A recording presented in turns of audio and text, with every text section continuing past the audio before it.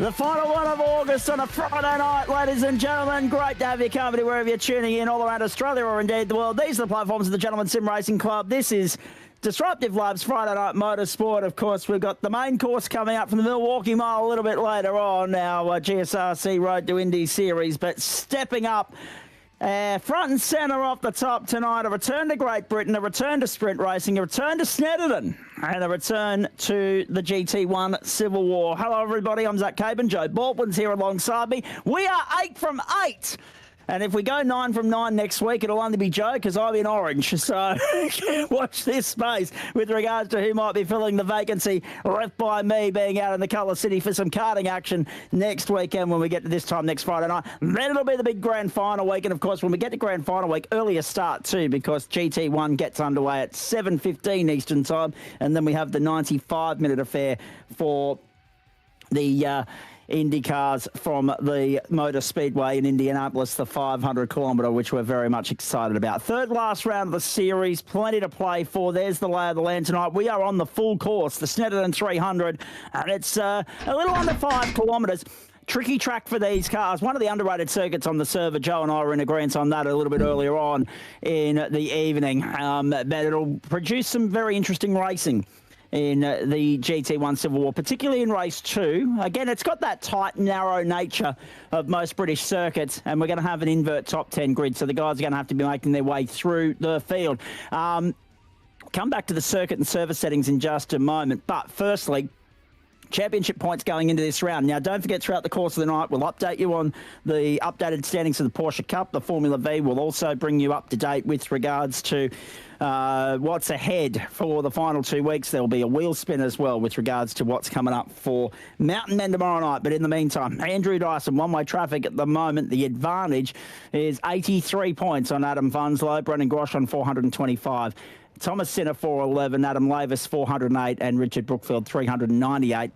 The sole Chev runner in the top 8 at the moment. Jordan Pianazzola, Martin Davis, Nathan Michael, Doug Gowans make up the top 10. It's a depleted field tonight, but where there's lacking in quantity, there is certainly no shortage of quality, ladies and gentlemen, including a new name on the grid, if you don't mind, as well. Daniel Edmonds is going to start from pole position alongside his teammate Andrew Dyson once more, and Dyson just needs to keep netting second place finishes, really. The championship will be his. He just needs to keep worrying about where Adam Funslow is. He doesn't need to worry about Daniel Edmonds, who's too far back. In the points race at the moment, Liam Milner is alongside Ryan Jones on the second row, Adam Funslow, Adam Lavis the third row, Caleb Pedersen, I'll get that right this week, Caleb Pedersen. And Doug Gowans, yeah, not Patterson. I had Patterson last week for some reason. Yeah, Pedersen. And Doug Gowans alongside him on the fourth row, Thomas Sinner and Richard Brookfield. Fifth row, those of you that know the real-world motorsports competitor on this side of the pond, on this side of the Tasman, Caleb Patterson, will know exactly how I fell into that trap. Thomas Sinner, Richard Brookfield make up the top 10. Martin Davis, Nathan Michael, Harrison Rayner, Jordan Pianazzola and Tom Pritchard make up this field, although Pritchard has not joined the grid. Is he in race control? No, I can't see him there either. Can't explain his absence at the moment. Hello to you, Trucker. Good evening, Zach. How are you, mate? Welcome to sunny England. It's actually sunny over here for a start, which is nice for the guys. Let's have a look at those conditions if we can, please, mate, on the right-hand side. Just to update everybody, I'm as surprised as you are that we've got fine and sunny conditions here. Dry, 44-degree track temp, 10% humidity, clear conditions, 29 degrees the ambient. So that would be what they would describe as a heat wave in that part of the world. 11:30 local server time and 6 km/h winds in a western or westerly direction, mate. Here we go. First 1 or 2 for the night. Final sprint round for the season in the GSRC GT1 Civil War. Daniel Edmonds and Andrew Dyson to bring the field to green. Look at Ryan Jones get the foot down early to get by Milner. He's going to push Edmonds through the lead of the first corner, but not before Dyson comes across to cover him off. Through they go. Milner gets the run back through on the inside. Jones will have to settle for fourth at the moment. We're on the full circuit here, Trucker, and it's rare that we do that. Normally we're on the 200 or the 100, depending upon whether it's Formula V or GT4. But there's nothing wrong with this 300 extension of the circuit either. No, certainly not. But these cars are quite big and clumsy. That this intersection that they're on here now, this left-hand hairpin at the end here. I remember we ran a GT4 on the full track here a while back, and this corner was diabolical trying to get the car turned, get it into the apex, and getting a clean run off. There was a lot of overtaking moves there in the GT4 class, and then you come to this sweeping high-speed left-hand. I think it's Hamilton curve, I think it's called off the top of my head. But yeah, it's a great venue, very flat though. It's very un-English like as far as that goes. Normally you got crests and all sorts of stuff. Yeah. Harrison Rain has come to a little bit of grief already. What's happened to Harrison? Bit too much curb maybe. He's had a week to forget, poor old Harry. Oh, he had a rough one last week. I remember that green rainer on the side. So he's he started where he left off last week, but up the front here, Daiso's, he's had a fair old bit of a kick in the butt since Daniel Edmonds has joined the class. He doesn't have to win though. This is the thing. That's right. So he's probably like, nah, you go ahead, you can lead the field, Daniel. They're teammates anyway, so. Well, that's right, exactly. Yeah. He's just breaking wind for him, so he doesn't have to use all his fuel, right? Breaking wind, I like it. We tend to get a little bit looser with the commentary on a Friday night. If you pardon the expression, Daniel Edmonds, Andrew Dyson, Liam Milner's the unknown entity in all of this from MtnMen Racing. Good to see him part of the platforms of the GSRC. Adam Funslow was got by Ryan Jones on that opening lap. Thorn Weggett and Adam Lavis have held station 6th and 7th, exactly where they started. Doug Gowans, Caleb Peterson have swapped around. Josh Zuno is in race control, so I don't know, again, why he's registering on our timing sheet there, but that's okay. Thomas Sinner, Richard Brookfield, Nathan Michael, Martin Davis, Jordan Pianazola and Harrison Rayner. So there's your field at the moment. I know why Zuno's in there, and we'll have more on that in the coming weeks on the platforms of the GSRC. Also very excited in a couple of weeks' time, Trucker, to sit here with you on Friday, September 11, of course, when no doubt there'll be ad nauseum news coverage with regards to it being the 25th anniversary of September 11, etc., etc. But for us, not only will we have the Indy 500K, we'll also reveal the slate, what's on offer, what's on the schedule, category-wise, class-wise, broadcast-wise, for Term 4. So a lot of chatter about that already. In fact, I'm surprised that we haven't really touched on it until now. So quickly has this season got away from us, of course. It certainly has, and in the background, just over the course of the last 24 to 48 hours, the plan that the committee had may have just changed. So we'll get into that later in a couple of. Oh, Jordan Pianazola, he's had a bit of a rough run in these cars, so he not exactly to his liking by a little bit, but. Jag winning in the old V's last night though, Trucker. He did. Oh gosh, I was disappointed. I would love to have run around there. I think I was a couple of seasons ago. One of my absolute highlight races ever in the V was around that place. I didn't win. I think I had a 2nd and a 4th or something. But gosh, it's fun there. I love that place in the V's. I would not complain. The neighbours might, just through pure noise disturbance, but I wouldn't complain if we took a V race there every week. Absolutely phenomenal circuit. It's only got one configuration, and that's all it needs when it produces excitement like that. And it tends to be the same. It tends to just dish up classic after classic. Doesn't matter what the car is, what the category is, it just delivers. It's a great little underrated racetrack as far as I'm concerned. And you mentioned Snetterton earlier as well, the tight technical nature of this middle section of the circuit, where also, as we documented earlier, it's difficult for these guys to steer these things at the best of times. I feel as though there might have been just a little bit of a cruelty involved in whoever put the schedule together, dishing up this difficult an assignment this late in the season for these guys. Well, I mean, you want to let them learn how to drive the cars first, right? Imagine putting them here round 1. That would have been diabolical for the boys. I know, absolutely. In fact, it would have deterred a far greater drop-off of participation. Edmonds, Dyson, Milner and Funslow. Jonesy up there in 5th spot at the moment. Invert pole currently being held by that man on screen. Thomas Sinner. Actually, no, sorry. Richard Brookfield's just behind him at the moment. Again, I'm seeing 2 8th positions on my timing screen, and it's absolutely irritating. Harrison Rayner off track again. He had he's had a week to forget. Caught up, the Lambo snapped sideways, plowed him into the tyre wall on pit entry at Suzuka the other night. Then, of course, last night got caught up in an incident in the Porsches. Although that being said, I think it's easier to count on one hand or two maybe the drivers that didn't get caught up in an incident last night. Good old Imola delivering the goods. We've still got flashbacks to when we took the 86s there, Q Pandemonium. Edmonds, Dyson, Milner, Funslow, Jones, Weggett, Lavis, Gowans. I'd say it might just be Imola, Joe, but at the same time, the Porsches, they haven't mind getting the elbows out this season. No, the Porsches have certainly kept the race control faculty on their toes. Full-time job. It has. We've been having to just about pay wages out of them guys. So, but yeah, speaking of the racing over the week, I did actually pop in at the end of the broadcast the other day, but I got called away and had to go.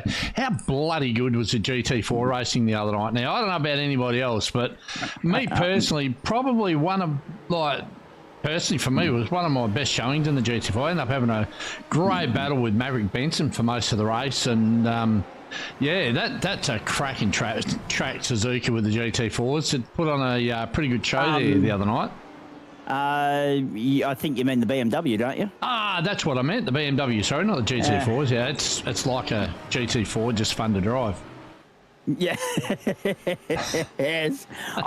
Sitting there thinking, hang on, we haven't had GT4 on the schedule this season. What's going on? You're right. Suzuka, of course, has appeared twice this week on the schedule, though. So at the outset, I thought, hang on, GT3 was Monday night, BMW's Wednesday night. Wednesday night, he might have confused yeah. one of the two. Yeah. And I must admit, I haven't had a chance to go. I've been absolutely flat out this week, as many of you know, with... obviously, this is the third broadcast here. We had the Porsche Pro Invitational on Wednesday night too from Phillip Island. So I have not had a chance to check in with the boys from Wednesday Night Motorsport just yet to suss all that out. But it sounds like I've missed something pretty good from Suzuka, and very much looking forward to what's coming up next week when we get to the penultimate week of the campaign for... the BMWs and also the supercars. Supercars in enduro mode from Road America next Wednesday night. 60 minutes there. And just because too much of Road America is never enough, we go back there in week 10 as well for a triple treat from the Porsches. So if you thought the gloves were off last night, Road America is one of those circuits that just brings out the best in everybody. So we cannot wait for that. Daniel Edmonds continues to lead here, Trucker. And let's focus on that as well, because we talk about Daiso not needing to worry too much about that at the moment, because his teammate, if I go down the order, is 14th in the points standings at the moment, 306. And that's after giving everybody a 4-round head start. Finishes at first, second and first in the last 3 rounds and 4 races going into tonight, and looking all the good to go out there and make it a 4th win in 5 starts. But we know that he's off to the other side of the world for nuptials and other family commitments in the not too distant future, which will put him out of business for the campaign and probably a little bit of term 4 as well. But it's nice to fly the flag, A, for him and B, for DPR Racing while he has the chance to do so. It is taking a few points away from Andrew Dyson, but Dyson doesn't need to worry about that, because as long as he's ahead of Adam Funslow, he continues to build the lead anyway. Oh, poor old Harrison. I might send Harry a PM and just say, brake bias, my friend, brake bias. Or ditch the Chev. Yeah, that probably wouldn't be a bad idea. Get rid of the Chev. So there's a couple of things here. GT1, and it'd be interesting to see if we ever, if we were to ever extend the format beyond the Civil War, beyond the American and the Brit, whether we had the option of, with iRacing, of course, collaborating to bring more GT1 manufacturers to the table. I'm not sure what the lay of the land is there as far as that's concerned. And the other thing as well, the Chev doing Porsche things, the things that you didn't think you'd be ticking off your bingo card this early on a Friday night, ladies and gentlemen. Normally that sort of snap sideways action is reserved for Thursday night, and there was plenty of that at Imola. But yes, I feel for the Chev drivers here, Joe, because it's become pretty evident, and it became evident as Jordan Pianazzola ends up off the road in the Aston.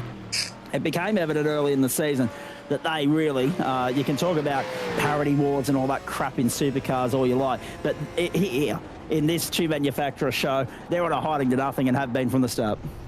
They are. Look, we over the course of the last 5 or 6 years. Oh, Jordan, he's off to the bar. We've run these as a mixed series up at MtnMen and different things, and there's always been that superiority, I think, between the two cars, in favour of the Aston, until sometimes you get someone like Hot Lap Merit or your dentures and stuff like that. They might jump into the Chev and come and spank, but give the field a spanking with it. But by far and large, it's probably the one series on iRacing that's got such a disparity between two cars in a single make series. Even back, I remember back when it was an official thing, the GT1s, it was always the Aston Martin was the only car that ever got run. But unfortunately, in the real world, GT1's a dead series. It has been for a number of years, and about the only place it lives on now is on iRacing, thankfully. Oh, Rayner's got a black flag. What did Rayner get? Oh, no. He's maybe instant points? Or is he sped into pit lane? Let's have a look. He may. He's definitely making the highlight reel anyway. Oh, yeah. He was just diving straight into pit lane. Not a care in the world at that particular point by the sounds of it. No, I think he was going to join Pianazzola at the bar. Don't blame him. Although he has since gone back out onto the track, Joe. The interesting for mine is that Pianazzola is still on pit road, has been for 2 minutes and 10 seconds. I don't think he's in a hurry to get back out there. I think he'll return to the circuit for the start of race 2. And then he'll go and line up in the Indycar. Excited about the Indycar as well, mate, because it's been a few weeks since we've last gone oval racing in that series, and yet we finish with 2 in 3 weeks. We do, yeah. And Milwaukee Mile, like I actually had to buy it for this series to broadcast it this week. But it's one of those tracks in real life. It's sort of always put on good racing, and it's relatively small. Like it's obviously only a mile long, so they'll be hard on the tyres if they don't pay attention. As old mate's on the highlight reel, what's Harrison done this time? A bit too much curb. No. It'll be the next corner, will it? Next. Yep. The tyres have just squealed and seized up on him as he's gone to get on the brakes. He's had enough. He's off again. I can see another off track. I think he just wants to make the highlight reel. I think he's auditioning for us to take the GT1's Rallycross. Now there's an idea. Yeah. That could be an off-season race. The GT1's at one of the rally tracks. Why not? Why not? Just for some fun and frivolity. Rightio, onto the main straight. This is Jonesy trying to get by Adam Funslow. Dyson's got 2 positions on Funslow at the moment. His most immediate threat in the championship, remembering that he is 83 points up the road at this point in time. White flag flies, I believe. I hope I'm right in saying that. Barney's not there. Barney's taking the night off. Barney's taking the night off. Down the inside, Jonesy on Funslow, leaving it to the last lap. Funslow will hope to get the run off the right-hander for the inside of the left-hander, but Jones has covered it off. Nicely done. Now we get through that sticky, tricky bit of the circuit. It should work into Jones's favour here to hold Funslow at bay, but Funslow throws it deep around the outside, too deep. That'll cost him on the exit. He'll be having to set it up, Joe, for the run around the back straight and hoping to pull something off at the end of the back straight, or otherwise he will have to make do with position number 5 at this particular point in time. What a moment. Some good points in the bag for Ryan in this one. The only thing is, he's going to have to do it all again in the next race when we go reverse grid racing.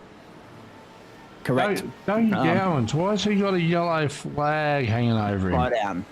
And he's just cleared it as well. Slow down. Meanwhile, Up the clock has front, expired, though. so this will be the end of it. Dyso's got to within half a second of Daniel Edmonds, but Edmonds is about to take his 4th race win of the campaign, ladies and gentlemen. GSRC, GT1, Civil War, DPR Racing continue their demolition and domination of it. Victory for Edmonds, second to Dyso.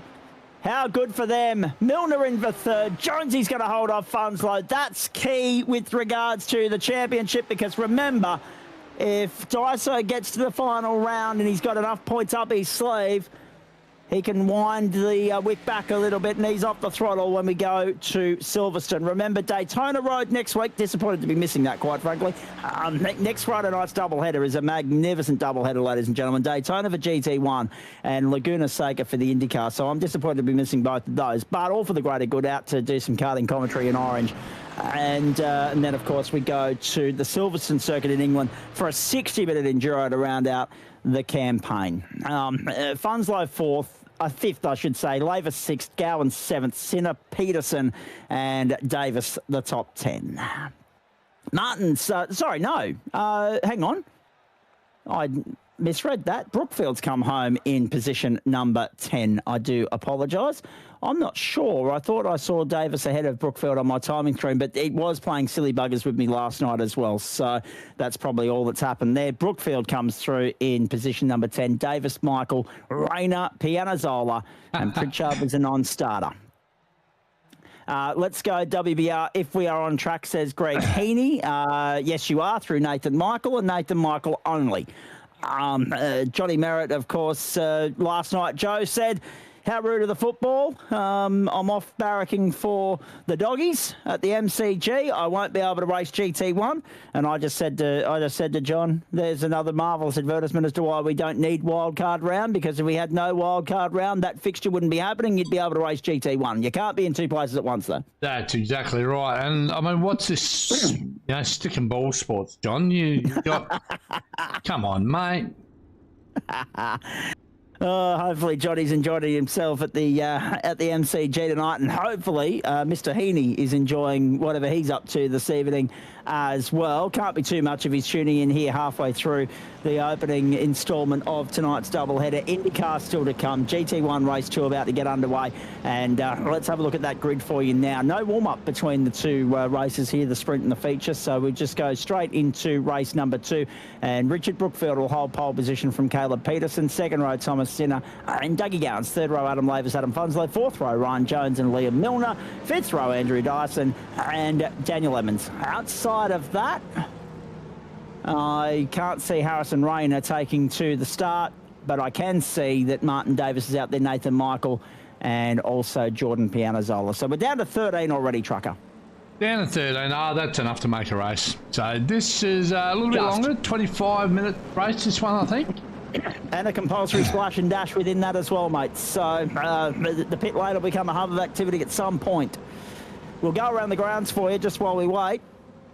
Firstly, the AFL 117. The Western Bulldogs currently lead Collingwood 106. So goals coming early at the Melbourne Cricket Ground. Potential rain in the vicinity as well, which could spice things up. And the NRL already one match down on a Friday night with the Sea Eagles defeating the Dragons 44 points to 10. Righto, what can Edmonds and Dyson do from row 5? Can DPR continue their winning ways? Let's find out. Go, go, go! Racing once more. 3rd last race of the campaign. Race 2 of round 8. GT1 Civil War on the platforms of the Gentleman Sim Racing Club, and they're getting forceful on the run to turn 1. Good clean start as they make their way towards turn 2. Look at Sinner. He wanted to go 3 wide. You just can't do that on this circuit in these cars. Good run on the exit, though. Sinner bogged it down. Peterson bogged it down. Sinner up the outside. Peterson back down on the inside. Look at Ryan Jones trying to make moves early up there on the outside of Liam Milner and Adam Lavis as well. They got away cleanly, Joe. You can't ask for much more than that. Let's wait and see what unfolds through this middle section of the circuit, where we did see, particularly Harrison Rayner, among others, come undone earlier on. Yeah, only got 24 minutes to go of keeping it clean. It'll be a great race. But, look, they actually did a great job. It's certainly not a 3-wide track. We got very, very close. Ryan Jones locks up on the outside of Maverick. Going for a move, so Jonesy, he's still got Daniel Edmonds, our race 1 winner, and Daiso in behind. So Edmonds has got around Daiso on the start. Nathan Michael's just in behind. He's up 1 spot. Jordan Pianazzola's up 2. Martin Davis has dropped a couple. Depending upon... Oh, no, Dougie Gowans. Dougie Gowans is gone. There he is, pointed backwards on the grass in the Armco. Gowans drops to the back of the field. At the end of the back straight. Now, did he get a helping hand, or has he done this all on his lonesome? Keep an eye on this. He's got it all on his lonesome, I think. Adam Funslow's there, but nowhere near him. Nowhere near him. Very awkward. Just got loose on the rear on turn in. Just had a little bit too much brake on the cold tyre, and yeah, pinched the rear, and away she went. Oh boy, there's Peterson chasing Brookfield. On a stern, top 3 remain where they started. Oh, look out! Look at the lockup from Peterson, and he still made the move. What about that? Forceful on the exit. Brookfield's locked around. Race control might have a look at that. Sinner wants to wait on this as well, and so too does Milner. What about the save from Peterson? Adam Funslow, mechanical meatball. Adam Funslow off the road, and that could be curtains for his championship hopes. Advantage and potentially match point Andrew Dyson right here and now. This looks like Sten from Jones are getting by him. Funslow. Who was that getting?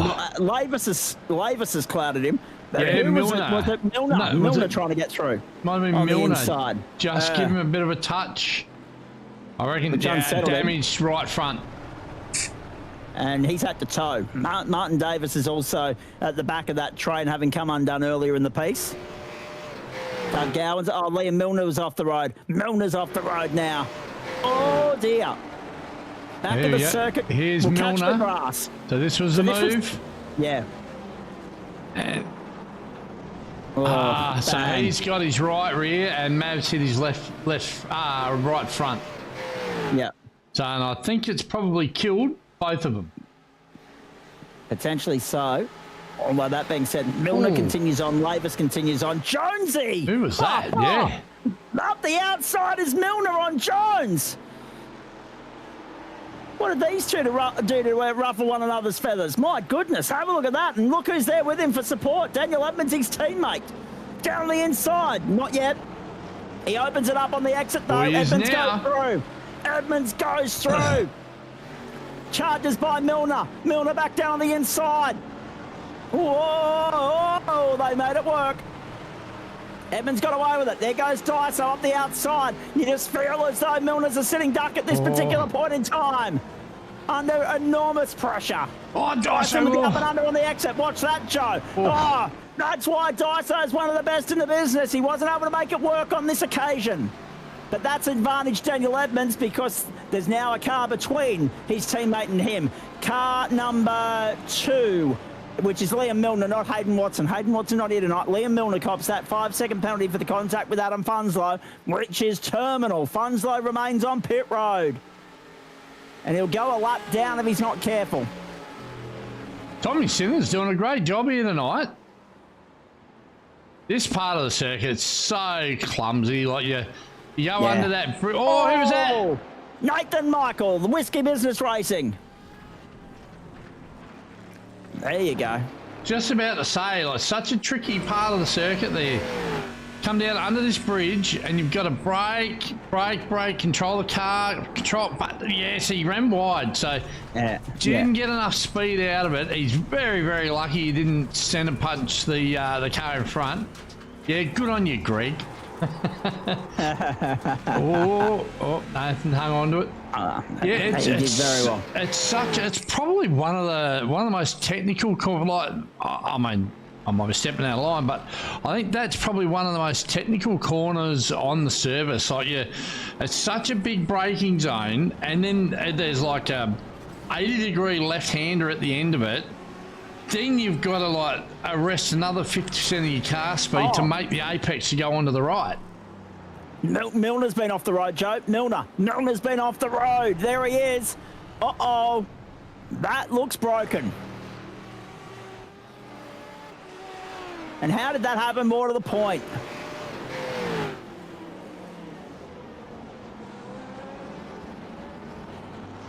Oh, he got a little bit of help. Oh, he got a little bit of help. Now, was that Daiso? It was. He's damaged the right front by hitting the fence.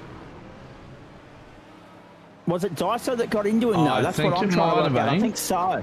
And that's not the first time that he's run into trouble trying to come back through the field this season. Let's have a look at this again.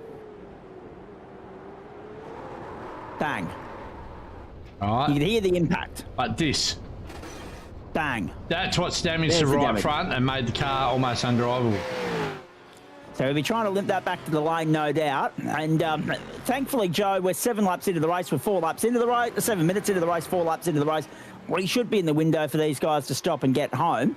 There's no question about that.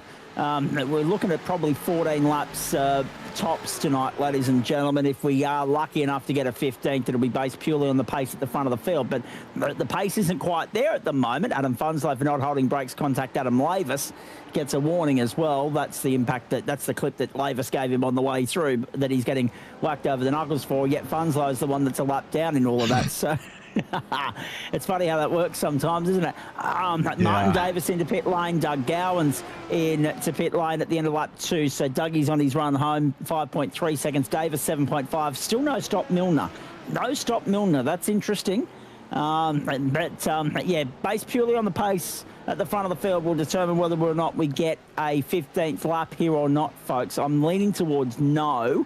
And the only reason I say that, Brookfield 2 wheels in the grass, Adam Lavis the next one in line, then Daniel Evans and Ryan Jones, is because the guys that set the pace in race 1 haven't got clear air at the moment. So the pace not quite where it was earlier on.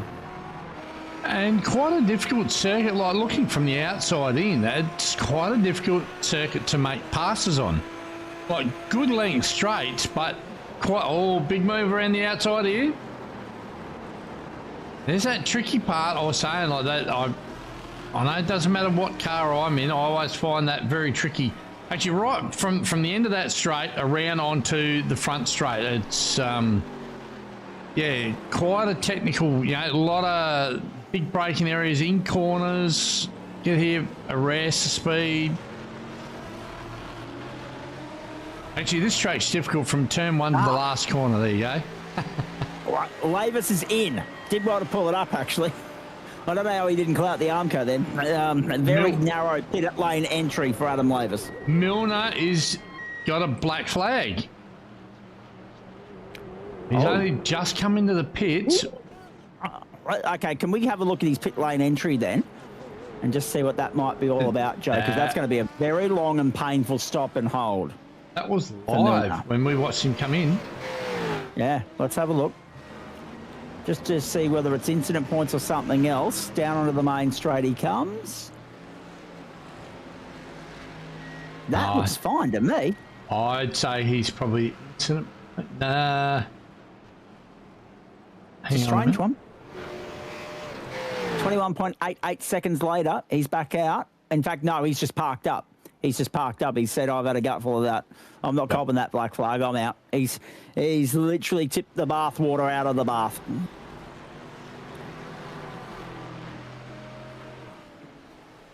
Just so Milner's first appearance in the series comes to an abrupt end, Joe. It does. Yeah, I'm unfortunate, but it's can be pretty cutthroat out here with guys like Brookfield, Edmonds, Jonesy, Daiso, Pianazzola, Michael, Maverick. We all know, Davis, Gowans, like these guys have all showed speed. Funslow, like the guys that are hanging around towards the end of this season, they're all pretty handy in these cars. Like you've got your, probably your 3 standouts have been Jonesy, Daiso,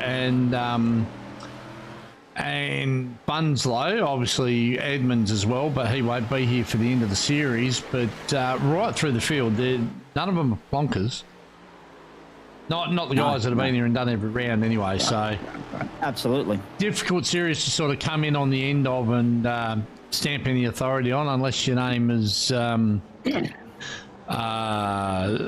Denchi or something like that. Like it's or Hobson. Or Hobbo. Actually, I haven't seen Hobbo for a while. I think he's been pretty busy with the Pro Series stuff. He has, exceptionally busy. Almost a full-time job for him now, the admin side of that. And also racing. He reckons he's going to be his last full-time campaign, and I find that very hard to believe that someone like Hobbo is going to walk away from doing this on a regular basis, considering he's one of the stalwarts of the caper. What a good co-driver that would be for anyone to get there to obtain the services of. Wouldn't he be? And I have also noticed that his YouTube channel has slowed up a lot. Like he, And I think that's just purely the admin side of the Pro Series and the stuff that he's doing over there. And and it's time consuming. We all know how time consuming running our little club is. Well, not little, but the amount. Edmonds, big move! Oh, wow! And forceful and successful. Knew that he needed to get it done. And look at Jonesy on the inside of Brookfield as well. Made that happen. That's how you do it, Joe. Oh. Sometimes you just got to get the doors out, especially around here. Let's have a look at this. The outside. Look at it. Brilliant. Up. Oh. Big dive. Got it. Big move. And pulled it up too. Knew the assignment, knew what he needed to do, Joe. Needed to get it across the road to park it on the inside to make it near on impossible for Brookfield to get the switch back. And he did it beautifully. Done very well. And like I was saying, that's Jordan. That's in that part of the track here. That's a big pants move. Like that's I'll clap him for that one. That was brilliant. That's a cojones move, isn't it? Yeah, absolutely. Look, that is live by the sword, die by the sword. He's like, nah, I'm going to put it in there, and you can make your own arrangements. One thing I'm going to do, I'm going to go back and have a look at that. Let's go and have a look at it from on board, because this was a mega move. And where the difficulty here comes, like this corner, he's shallow in there anyway, very, very deep. So arrest it, he's going to run wide, the switchback behind him, and he manages to pull it up before that apex and just, make your own arrangements. You're not getting by me. Made it look smooth, slick, and seamless, didn't he? He knew what he was doing. He goes Jonesy. But to go out and execute it to perfection the way that he did, and now he's under relentless pressure here is Andrew Dyson. So Edmonds has bolted up the road. Dyso's worked his way through now past both Brookfield and Jones. So Dyso hasn't mucked around either. How did Dyso do that? Edmonds has caught Peterson and Sinner as well. Edmonds has already caught them. Watch this from Dyso. Uh-oh. Brookfield's run deep. So that was a bit of a gimme. First one. And Jonesy, was it fait accompli? Was it a little bit of gamesmanship, or did Jonesy get a slide Jonesy's made down? a mistake. He has. Mate, off the road. Mate, there it is, every day of the week. Just gifting his teammates some real estate. Yeah. There's Edmonds. Here's Edmonds, sorry. He can see the lead. It's only about 7/10 in front of him. He has not mucked around and working his way back through the field on a circuit where overtaking is not the easiest, as we've already illustrated and shown you and discussed in depth. But the reality of the matter is, Edmonds is making this look easy. Well, it's not easy to pass unless your name's Daniel Edmonds, apparently. Yeah. Well, actually, that's a good point. Is Dyso going to cop an invoice for the contact on Milner? And what's that invoice going to be? And what impact is that going to have on the finishing order of proceedings here? The last time Dyso copped a penalty, he ended up making it work anyway. He didn't actually lose any ground. He cleared the deficit. I can't see anything on the sheet at the moment, so I have access to the race control sheet that the officials are looking at, and I can't see anything on there for Dyso's one. That wasn't a clean run for Peterson, but what worked for him is the fact that it's a one-line groove around that back of the circuit. Down onto the main straight. Are they coming to pit lane yet? No, they're not. Let's keep going. Up 9 in the books. We're probably good for another... Well, at the moment, we're still good for another 5. And then there'll be a splash and dash in the pit lane. Now, those splash and dashes have only been 7 seconds, but the difference will be the transit time. It's a slow pit lane, but it's a short pit lane. So whether or not we can get that extra lap in, I'm not sure at this particular point. Nathan Michael, Whiskey Business. He's into pit lane after this. That dip in the Porsche diff makes it difficult in that car. As Michael's in the pits.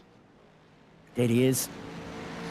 So at this stage, Trucker, Pianazzola, Brookfield, Jones, Dyson, Edmonds, Peterson, and Sinner. Top 7 yet to stop. Everybody else has been through and cleansed. Liam Milner, the only retirement so far. Question mark over whether Dougie Gowans' fuel tank is going to allow him to go to the finish or not. Yeah, well, he stopped on that. 2. So 2. If he can get 12 laps out of it, he should be okay, but that's what I'm not sure about. That's the only, I'm not sure whether he's going to be good or not. You'd hate to have to come in and top it up just for 1 lap, wouldn't you? Oh, yeah. You'd be light-footing it to get the best result you can if you, yeah, I mean, I'm sure he'd be looking at the numbers and, yeah, I don't know what the tank limit was in tonight's race, so sure somebody will tell us once we get to the post race anyway. Hopefully you'll pop in and have a chat to us. Hopefully so. Daiso has caught his teammate. Here he is. So Edmonds has found it difficult. Yeah, he had a good run through the field, but on the back of Cater Peterson and Tommy Sinner is still leading. Edmonds hasn't been able to make a move yet, and that's allowed Daiso to come on back into the battle. So let's see whether or not Daiso can not only put the move on his teammate, but then maybe start working the blowtorch on the back of Peterson and Sinner. And right about now, Jonesy's ruining the mistake that he made earlier, because that 3-second deficit that he has to them would be nothing. Right. That would be non-existent. Right in the fight. But I'm suggesting give it another 2-3 laps and he's going to be right in this battle. So he'll be there for the run home. And one thing that's going to be fascinating is fast entry to pit lane, can't make any mistake. There's the little left-right switch back, sort of little bit of a wiggle as you go into pit lane. Very easy to make a mistake. Lock the rears on entry, and when you're in a battle pack like this, if you all decide to go in at the same time, there's going to be an interesting pit strategy for the boys. Indeed, it is. Now, the magic number you're looking at is when we get back to the line at the end of lap 13, you're looking at 1:45. If there's more than 1:45 on the clock, you'll get 2 laps. If there's less than 1:45, it'll be 1. 23:15 is that magic marker. Down the main straight, pit lane, here we go. Daiso continues on, and so does Edmonds. Not surprisingly. Jones continues on as well. The DPR boys are going to go to 12 laps and try and make the overcut work, Joe. Everybody else is in. Pianazzola's off the road. Brookfield's in, as well as Peterson and Sinner. But Pianazzola was off the road and should be on pit road this time. No, he's going to go again. Why not? He'll do what the DPR boys are doing, just a little bit slower. Mav's going again. Sorry. I didn't mean for that to sound like a complete nutter drive-by, Joe. But it did. And apologies. That's right. So these two guys, I reckon, they'll probably do, if they can get to lap 14, they'll absolutely have the foot in the bucket now. Try, because obviously on track, very, very difficult to get around Peterson and Sinner. Look at this. There we go. Peterson has jumped him. Yeah. So Sinner got left behind because he was on the jacks 3 seconds longer. That's the difference. And now Peterson's giving Lavis the hurry up. Pianazzola's 21 seconds up the road, so Pianazzola's probably going to come back out in the middle of this Lavis-Peterson fight. But Edmonds, Dyson, Jones, can they clear 24 seconds through the pit lane transit? And with that, keep that in mind. We're still good at this stage for 3 laps. because I don't have a relative with regards to where we're at time-wise until they clear pit lane. In they come. Edmonds is in. Jones is in. Dyson goes on again. So now we have a different problem, Joe. Yeah. I think it now goes 15 anyway, because Dyson's going to get back to the line, and he has to come to pit lane next time by. He has to, right? It is a compulsory pit stop requirement race. We know how this rock and rolls. Jordan Pianazzola's in as well. Jones and Edmonds are in. Edmonds! Victory has been snatched from the jaws of defeat for Andrew Dyson because Daniel Edmonds has tripped up on the entrance to pit lane and has been given an invoice. Yeah. And he has let victory slip right out of his grasp in the worst possible way. This battle we're going to have right the other here. problem here, Joe. We're going to have the other problem, mate, just quickly. With Dyso getting back to the line before 23:15, by virtue of the fact that he hasn't stopped until this late in the race, everyone's going to have to fuel to 15 laps. Going to do an extra lap. Now, if people have absolutely fueled up to the nth degree to make sure that they get out, which I'm looking at you, Caleb Peterson. Yes. Because he had a very, very short pit stop that got him in front of Sinner. And Dougie Gowans. And Dougie Gowans. If these guys have, like, fueled up to get them 50 metres past the line, they're going to be in big, big trouble. They'll fall a lap short of fuel. And this really hasn't worked out for Caleb because Mav is doing exactly what he has the right to do. So absolutely, Mav doesn't have to get out of his way because he hasn't stopped. And all this is doing is playing right into Dyso's hands, who is in the pits as we speak. Yep. So this is where we have to watch. Although he hasn't passed the control line yet, Joe. So now he has. Now he has. And he's done it before 1:45 on the clock. So right I don't know now. I don't know now whether that's going to trigger the white flag that time by the line or next time. Watch this space, folks, because as we detailed earlier, Arnie's taking a vacation tonight. It's not out. So we've got no idea. White flag didn't come out then? No. Well, it didn't come out earlier because we didn't see Barney. No, that's right. But it's, we've got no Barney. No, but see, up the top here would go wide if it was the last flag. I reckon he's had his pit stop and got to the line with about half a second that he's triggered. Oh, boy. All right, so we wait with tenterhooks to see whether that checkered flag is going to fly this time by the line. And I get your point, Joe, but normally that only goes white when we've got a lap count, when we've got a set number of laps. Yes, true. Yeah. Now, so that's the other problem. We are literally flying blind at the moment, my friend. Sinners I by don't Peter. like it when we do this. Sinners by Peterson. He has. Good fight back from Thomas Sinner. Let's have a look and see how this happened. Peterson on the Lavers. That's going to spell trouble. Yep, there it is. And there goes Sinner. We'll have Sinner's now a chance of of getting by Lavis. I'll get on to and Peterson. Lavis is on Jones's tail. Now Peterson, that was the replay of the move, because if Peterson had been able to get that done cleanly, he would have been out in pursuit of Jonesy. Now Jonesy's put it off the road. Jonesy's put it off the road. So there's pressure mounting now on Jonesy as they come back towards the line. There are 8 seconds on the clock. Surely the flag flies this time by the line. Let's wait and see. Oh, look in behind Peterson. No! Down to the main, straight across the start-finish line. Dyson's continuing on. I think we're good. I think we've got another one to go. Let's keep going. Jones, Sinner, Peterson, Brookfield. Lavis has had to come to pit lane. Lavis has been tripped up by a black flag. Insert points for Adam Lavis. Are you bloody kidding me? And Sinner down the inside of Jones at turn 1 for second. So we're into 15. We are into overtime. It's all gone to hell for some of them here at the Snetterton circuit in the United Kingdom. Dougie Gowan's caught out by the fact that it's got an extra lap. He's had to come for an extra splash and dash as well. We knew that might be a problem.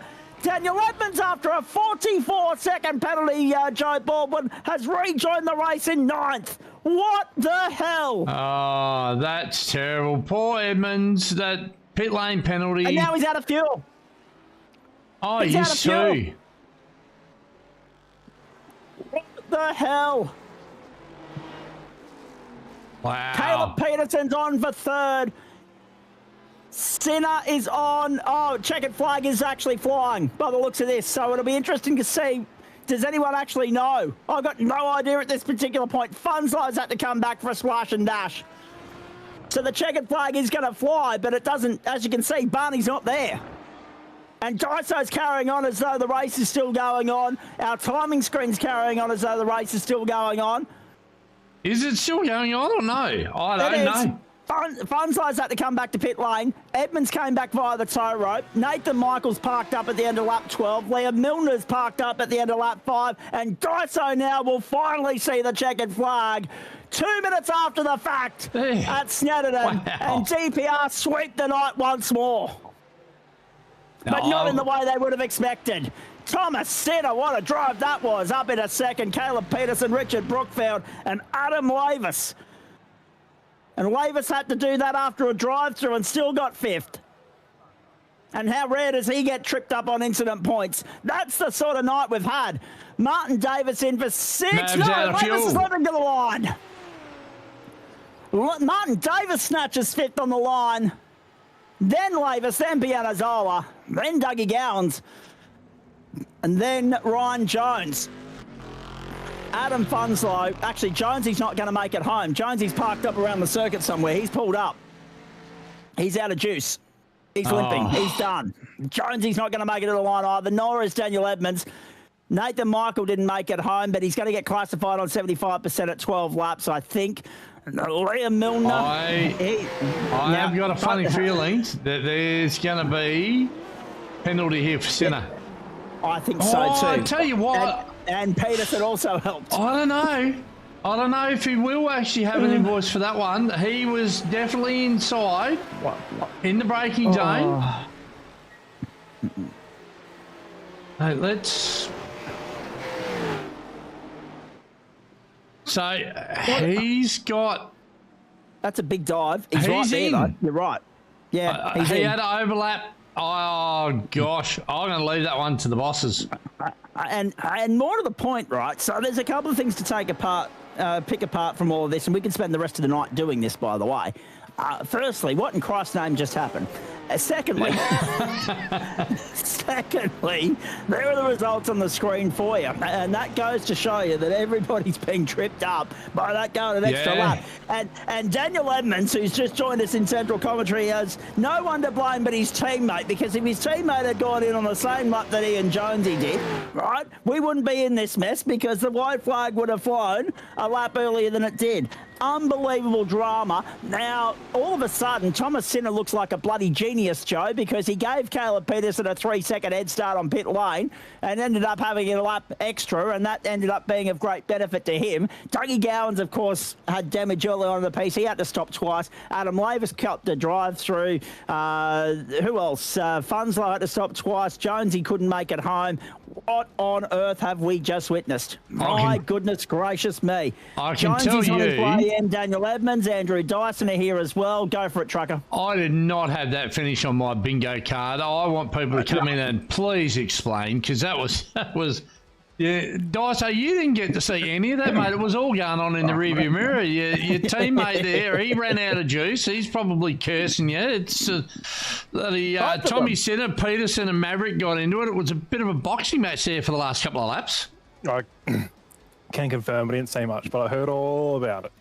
I firmly square the blame on you, my friend, because you've gone and pitted 2 laps after most of the field, 1 lap after your teammates, and that's meant that it hasn't triggered the white flag when we were expecting it to.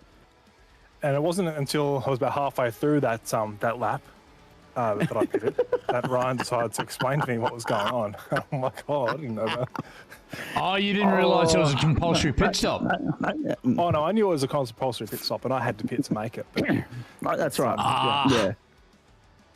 You just would have kept had to going have as I picked to could. make it, and that's number one. Number two, because you left it so late, and because of the fine margin between being inside, getting flagged at 14 laps, and outside, there was a lot going on there. We're keeping an eye on the clock. Barney's taken the night off, so we've got no relative whatsoever. We're purely, wholly and solely relying on whether you've got your foot to the pedal still, and you did on the 15th lap, and then we slowly saw your teammate pull up. We slowly saw bloody Jonesy trip up on the tow rope as well. What on earth have we witnessed? Jonesy and Daniel, welcome into you. Firstly, Daniel, well done on race one. Phenomenal drive yet again, 4th win of the season, and you're on track to do the double until your teammates tripped everybody up. Yeah, I won the important race, so that's all that I care about. But that being said, right, Joe and I are marvelling in the way in which you just cut through the field, mate. Some mega moves to work your way back through the field. Not an easy circuit to steer these things around. Not an easy circuit, period, to overtake on, and yet you made it look somewhat easy. Yeah, it was very difficult. There was it's funny, like a lot of the other cars were. I was passing them and catching them in weird spots that I wasn't expecting. So then you sort of have to react to that, and then makes it harder to pass because you've lost your momentum. So yeah, it was really tricky. Got a bit lucky with some incidents in front of me and stuff, but yeah, it was about time that I made some on-track overtakes properly. So that was good. Indeed. Daiso, just another question with regards to the fuel caper. I'm looking at how all that played out, and I'm wondering what the strategy was from your standpoint. Was it a view of trying to overcut the boys as to why you went that extra lap again? I guess so. Well, not really. I mean, I decided I'd just go into the lap just because I could. But at the end of the day, we both had to put in 5 litres each because that's the minimum you can put in, I'm pretty sure. So we did that, and I thought it was going to be even. I wasn't actually expecting to get a big gain or anything. No, exactly. Jonesy, there were a couple of moments there. One moment where you've put yourself in the dirt. It's allowed Daiso through to. You've eventually, or essentially rather, made the path back to the front of the field a little bit easier for him than it otherwise might have been. At the same time, I'm trying to remember. I think you were battling with either Richard Brookfield or Caleb Peterson at the time. Extraordinary race, but again, unfortunately, maybe half a lap too short on the juice front. No, I judged the field perfectly, but unfortunately, Daiso is dead to me. He screwed us all. So yeah, it's just how it goes sometimes. If it weren't for Daiso, I was good. That's right. Not a lot of sportsmanship shown by Adam Funslow either, I wouldn't have thought. I mean, he's driven straight past you on the last lap there. At least you could have requested that he push you along and help you to the line at least. I did. I asked for a push. And he come up and slowed right down. I thought, yeah, we're good here. And then he kept going. Dogged me. Well, I can understand that. I mean, he was already dirty about the fact that he got caught up in an incident earlier, and he's out there battling for the minors and just trying to put some points down. Not least, of course, the fact that the reason that was a costly blow to his title fight is your teammate being, 83 points up the road coming into the night. So Adams had 2 stops, A, because he had some damage to repair earlier, had a mechanical meatball, and B, because Daiso getting us to 15 laps meant that he had to come in and top up for an extra lap of fuel as well. At what point did you realise, I'm in a bit of trouble here, Jonesy? Did you get a white flag alert and then you look at the tank and think, No, I come out of the pits and saw I don't know what I saw on the clock, and then I saw that I had 1.9 laps of fuel left, and I thought, oh boy, I think we're in trouble. So I started yelling at Daiso. He took it well. As soon as I pitted and come out, I thought, yeah, we're in trouble here. And I just tried to save as much as I could and couldn't save enough. Backed Maverick up into a crash, unfortunately, which wasn't really what I was intending to do at all. So that really sucks for him. But it was a fun race otherwise. Fun couple of races. I didn't really have the pace. That was a bit of a mystery. But just tried to hold off Edmonds and Daiso as much as I could in the second one, and they're both significantly better than me, so that didn't last very long. And good fun. Indeed, and we're very much looking forward to seeing what comes up in the next short while as far as you and DPR Racing and GT1 is concerned. I'll come back to you in a moment. Daniel, let me go to you and Daiso as well. Jonesy was just saying about not having the pace. You two clearly were the pace setters, the benchmark again, as you have been right throughout the course of this season. Let's be perfectly honest. Daiso, comment from you on the challenges of Snetterton, because it was not lost on anybody how difficult it was to wrestle these cars around this circuit, particularly that infield section. Yeah, infield section not too bad, really. It's the last sector that was a hard one. Couldn't get anywhere near Edmonds in the last sector. And every lap I was behind him, he'd just, if I could get a little bit back somewhere, he'd always take it away again in the last sector. So that was probably the hardest part. You got that big curb on the inside right before the bomb hole corner. So, you know, you touch that, it's bad news. If you go in there too fast, it's bad news.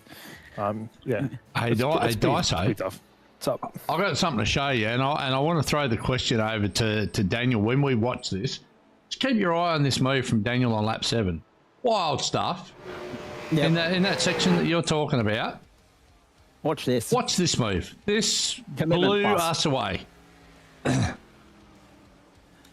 I'm already scared for netcode just watching, but How the bloody hell did you pull that off, Daniel? That was wild. And Jonesy gets into the action.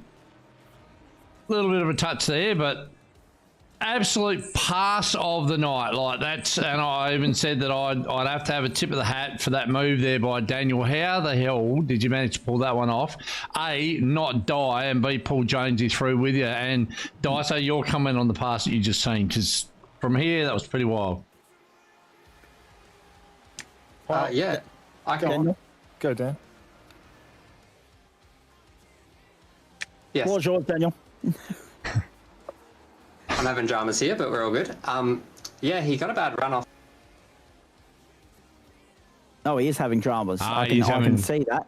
He's having mega dramas. We'll let him good. get them. I'm all good. You're all good? Okay, you cool. good now? Okay. Yeah, he had a bad run off the off that sweeper, so I thought now's the time, and left enough room for me to get alongside, and then sort of pinned me there a bit. So that wasn't the most gentlemanly thing ever, but it was fine. Like I was far enough up, so I knew I just had to try and pull it up, and then if I could just carry a little bit too much speed through the first part, then he would have to back out, and then I can just park it up for the next part. As long as I stopped it on the apex, I was all good, and a little bit of front locking, but yeah, got it done, and sort of forced him wide because he had to avoid me a little bit, and then helped the boys get through. So they owe me for that one, I think.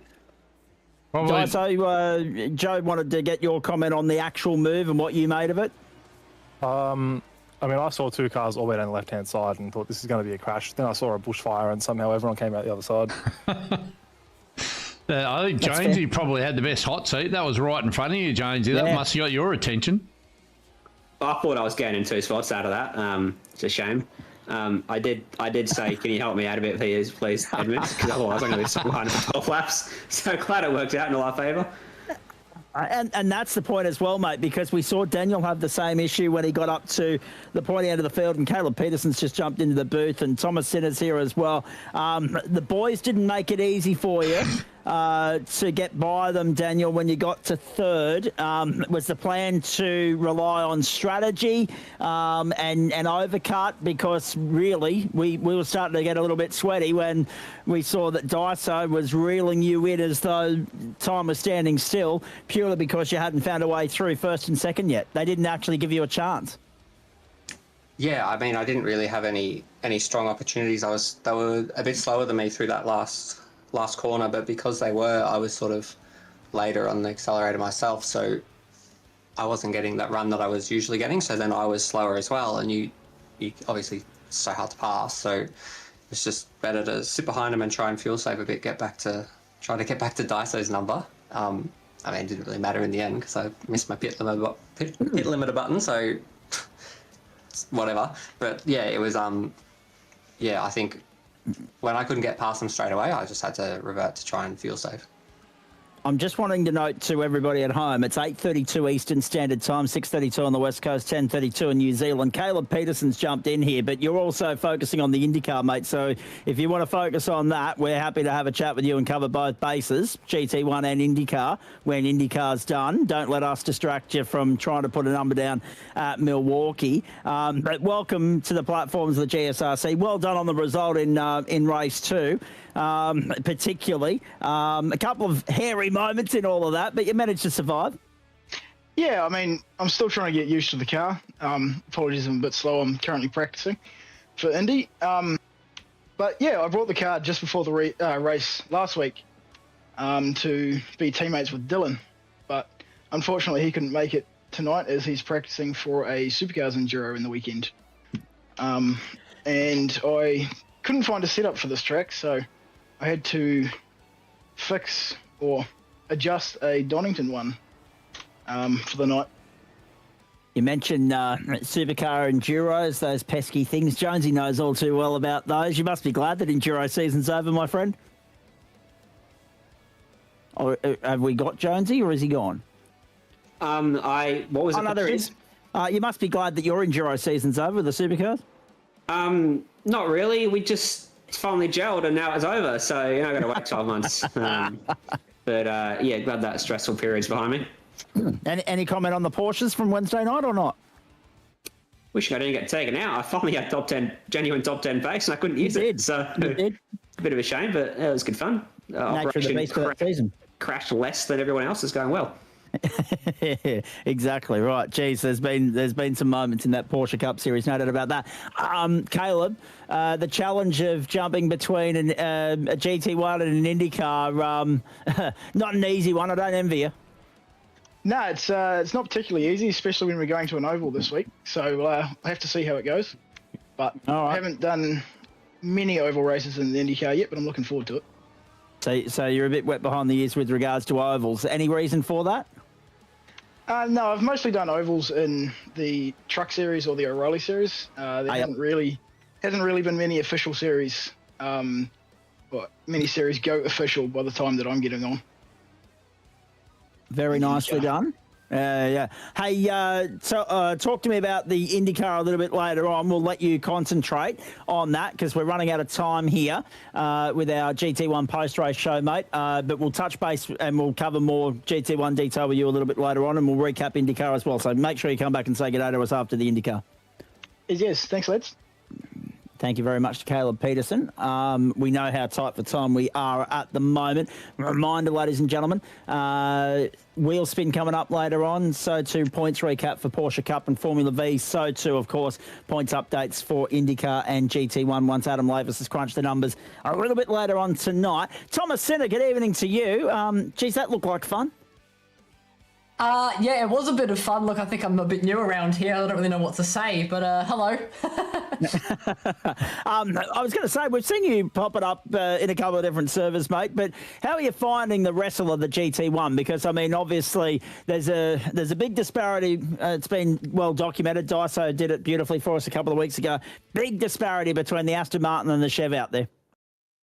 Yeah, well, look, so me and Doug, when we started this season, we thought we'd both go in different cars to sort of give it a challenge. I think I definitely picked the right one because Doug has been complaining a lot about how much the Corvette sucks, in his words. So, look, I think this was actually the first night of the entire season where they were actually kind of even. I think that, at least for me, the Aston felt like a shit house, especially through that infield part. So, You mean terrible?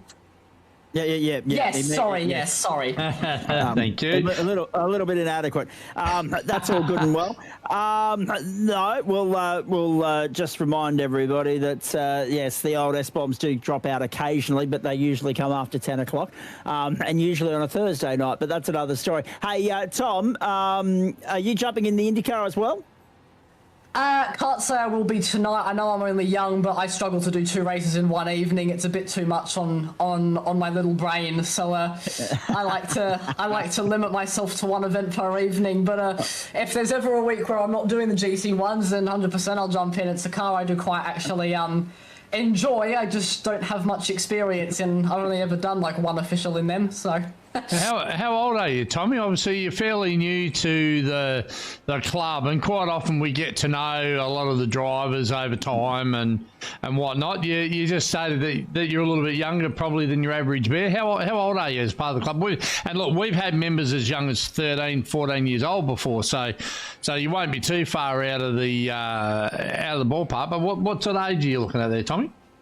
Well, I'm not quite that young. I just turned 20 this year. I do sound quite young, but from my experience, I'm a lot younger than a lot of the other people I sort of encounter in these sort of places. So yeah, no, cool, all good. So yeah, very nicely done. It just goes to show, and me, I'm an old man. I'm 53, so you got a wide range of people to race with in the club. You enjoy. Obviously, you knew the club. I've seen your name around a little bit for a while now, Tommy. But are you enjoying what the club's bringing to your sim racing so far? Are you actually enjoying what we've got on offer?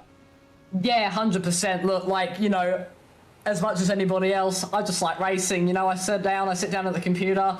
I want to have a good race, regardless if I get killed or not. I'm just here to have a good time. And I think I've definitely found that here at GSRC. I've sort of experimented with quite a few leagues in the past year. I've only been really league racing for probably just over a year now.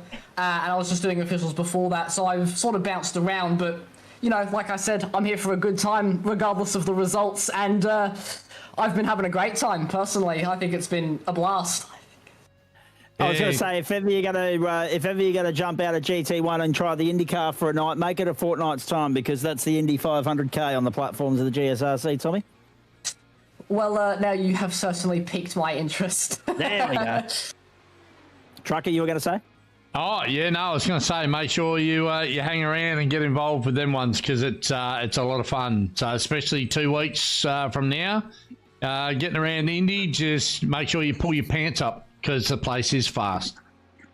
Oh yeah, I've done a few special events in the Indies. I don't like to toot my own horn, but I've got a 100% podium race in the special events I've done there. So I'm keen on it now that I know about it. Very nice. Sweet. Oh, geez. Okay, we've only got 15 for the Indycar. Oh, my goodness. Okay. Tough sell tonight, Joe. Roll on the way down. That all goes. Hey, Tom, just before you go, mate, unfortunately, Mr. Edmonds and Mr. Jones got tripped up by not having enough juice on the final lap because their teammate took it to 15 laps when we all thought it was going to be 14. How close were you to being empty, by the way? Yeah, well, I came into the pit to sort of miss my pit box a little bit, and then I got jumped. I'm thinking, oh, well, that's brilliant. You know, that's just gone swimmingly. But then I got to the last lap, and they were all running out. I'm thinking, well, hold on. Maybe I got jumped because they put in less fuel than me. I added 15 litres into the car because I'm someone who doesn't like to sort of flirt with the limits of the fuel tank. I guess I'll say it that way. So I had the margin set at 1 lap, which is, I sort of do that for pretty much everything I drive, just because I don't like being too close with it, and it seemed like it paid off. I mean, when I sort of learnt this car at the beginning of the season, I noticed that the fuel goes up in by like 5 litres for every click. So I was thinking that that's probably had some sort of effect on it, because they probably filled up 5 litres too little or 3 litres too little. Because of the way it sort of increments. So, look, a bit of a shame for them, but I'll take it. All right, I love the youthful exuberance of him, Joe, because he's not hiding anything. He's disclosing all his secrets, putting them all on the table. Everybody's now aware of how Tommy goes about his business. I like it. Hey, very nicely done. Yes, Joe? I was going to say, I do know that I haven't heard any one of those guys in there say, but there is actually a way that you can take your fuel in 1 litre increments with this car. But I'm going to leave that secret to the end of the season, then I'll tell them. Go for it, Jonesy. Go for it, Jonesy. What? Yeah, I was going to say the same thing. What? There is a way to do it. All right, quickly, gentlemen, wrap me up here, because as much as I'd love to stay and chat with all you blokes for the rest of the night, we've got an IndyCar race in about 4 minutes' time. Let's go to next week. 2 races left. We're done with sprint rounds. It's all out endurance from this point forward. 40 minutes around Daytona, or 45 minutes. I'm not sure which one it is. It's one of the two. considering that it's our Friday night format rather than our Wednesday night or our Thursday night. Let's just have a reminder for everybody at home. Next week, round 9, 40 minutes for GT1 and 65 minutes for the Indycar. So, Daiso, how do you go about continuing the dominant ways of DPR at the World Centre of Racing? By extending how far you can go on fuel. I reckon that's my strat. Yes, very good, very good. I like it. And must have been much more comfortable than the Aston tonight. I don't know, man. I was still getting smoked by Dan, so maybe I just forgot how to drive now.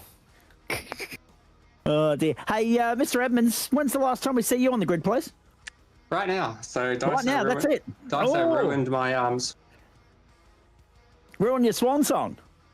Yeah, pretty rude. So I thought so. yeah, very disappointing about that. But yeah, maybe I'll make a setup for everyone else in the Aston and I'll give it to him.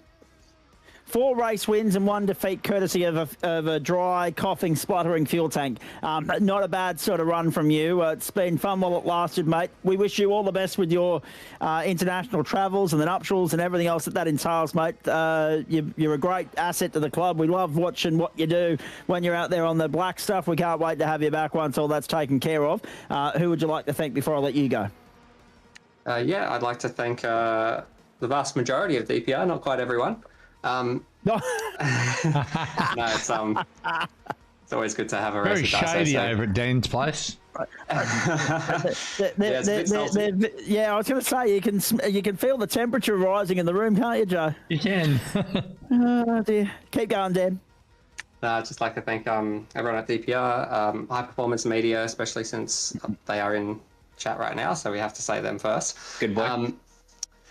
Staffed, Lamprey Transport, DPR Docs. I've done another Ripper one this time, so I'm the chief doc maker now. I've decided, so that's cool. And yeah, just everyone that's put on all these events. It's been a lot of fun to do the GT1. So yeah, thanks to everyone in the club and everyone for putting on all these broadcasts. Maybe I'll try to tune in when I'm on the other side of the world, and I probably won't, but I'll try.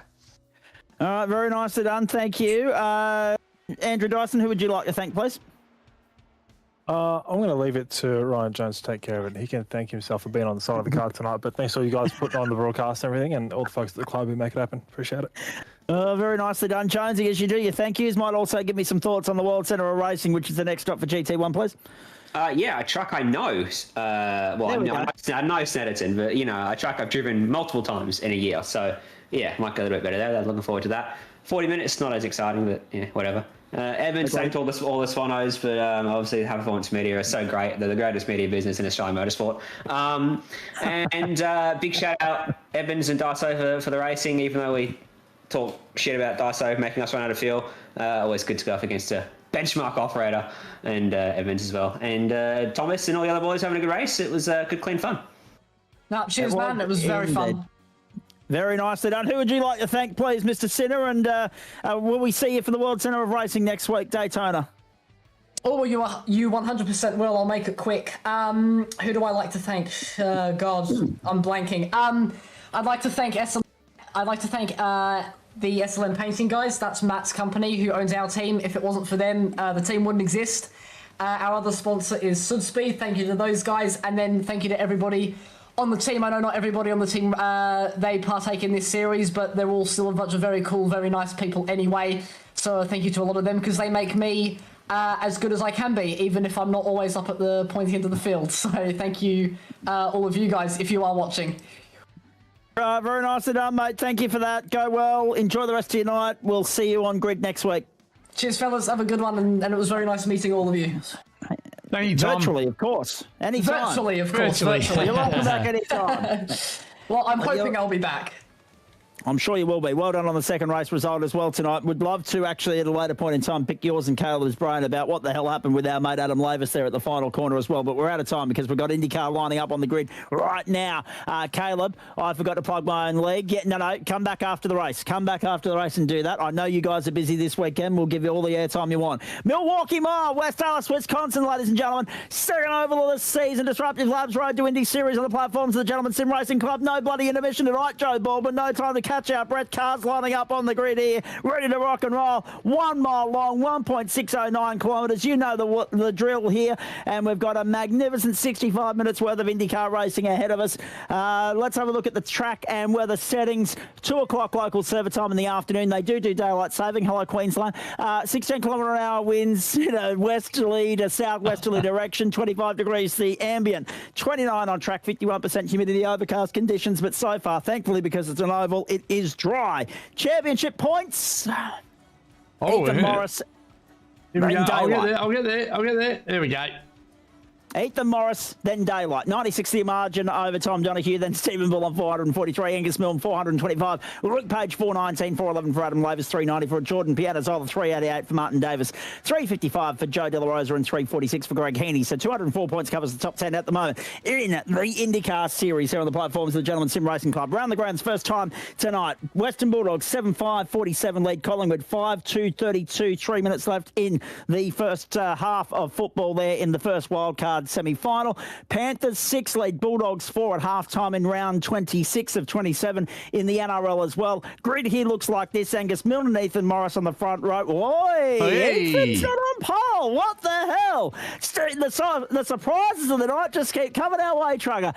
Stephen Bull and Leslie Reeves on the second row. Nathan Michael, Adam Lavis, third row. Drew Collins, Daniel Yeaman, fourth row. Caleb Peterson and Joe De La Rosa from row 5. From row 6, it's going to be Luke Page alongside Martin Davis. From row 7, Tyson Broad on the outside, Tom Donoghue on the inside, and Jordan Pianazzola rounds out the 15-car field. Again, Trucker, quantity not there, quality certainly there. Quality certainly is. Any of the guys in the top 10, I would say, are on for the win, and pretty much any of the guys in the field here. Even down to 15th, Tyson Broad, he maybe didn't take a lap or just had a shocker.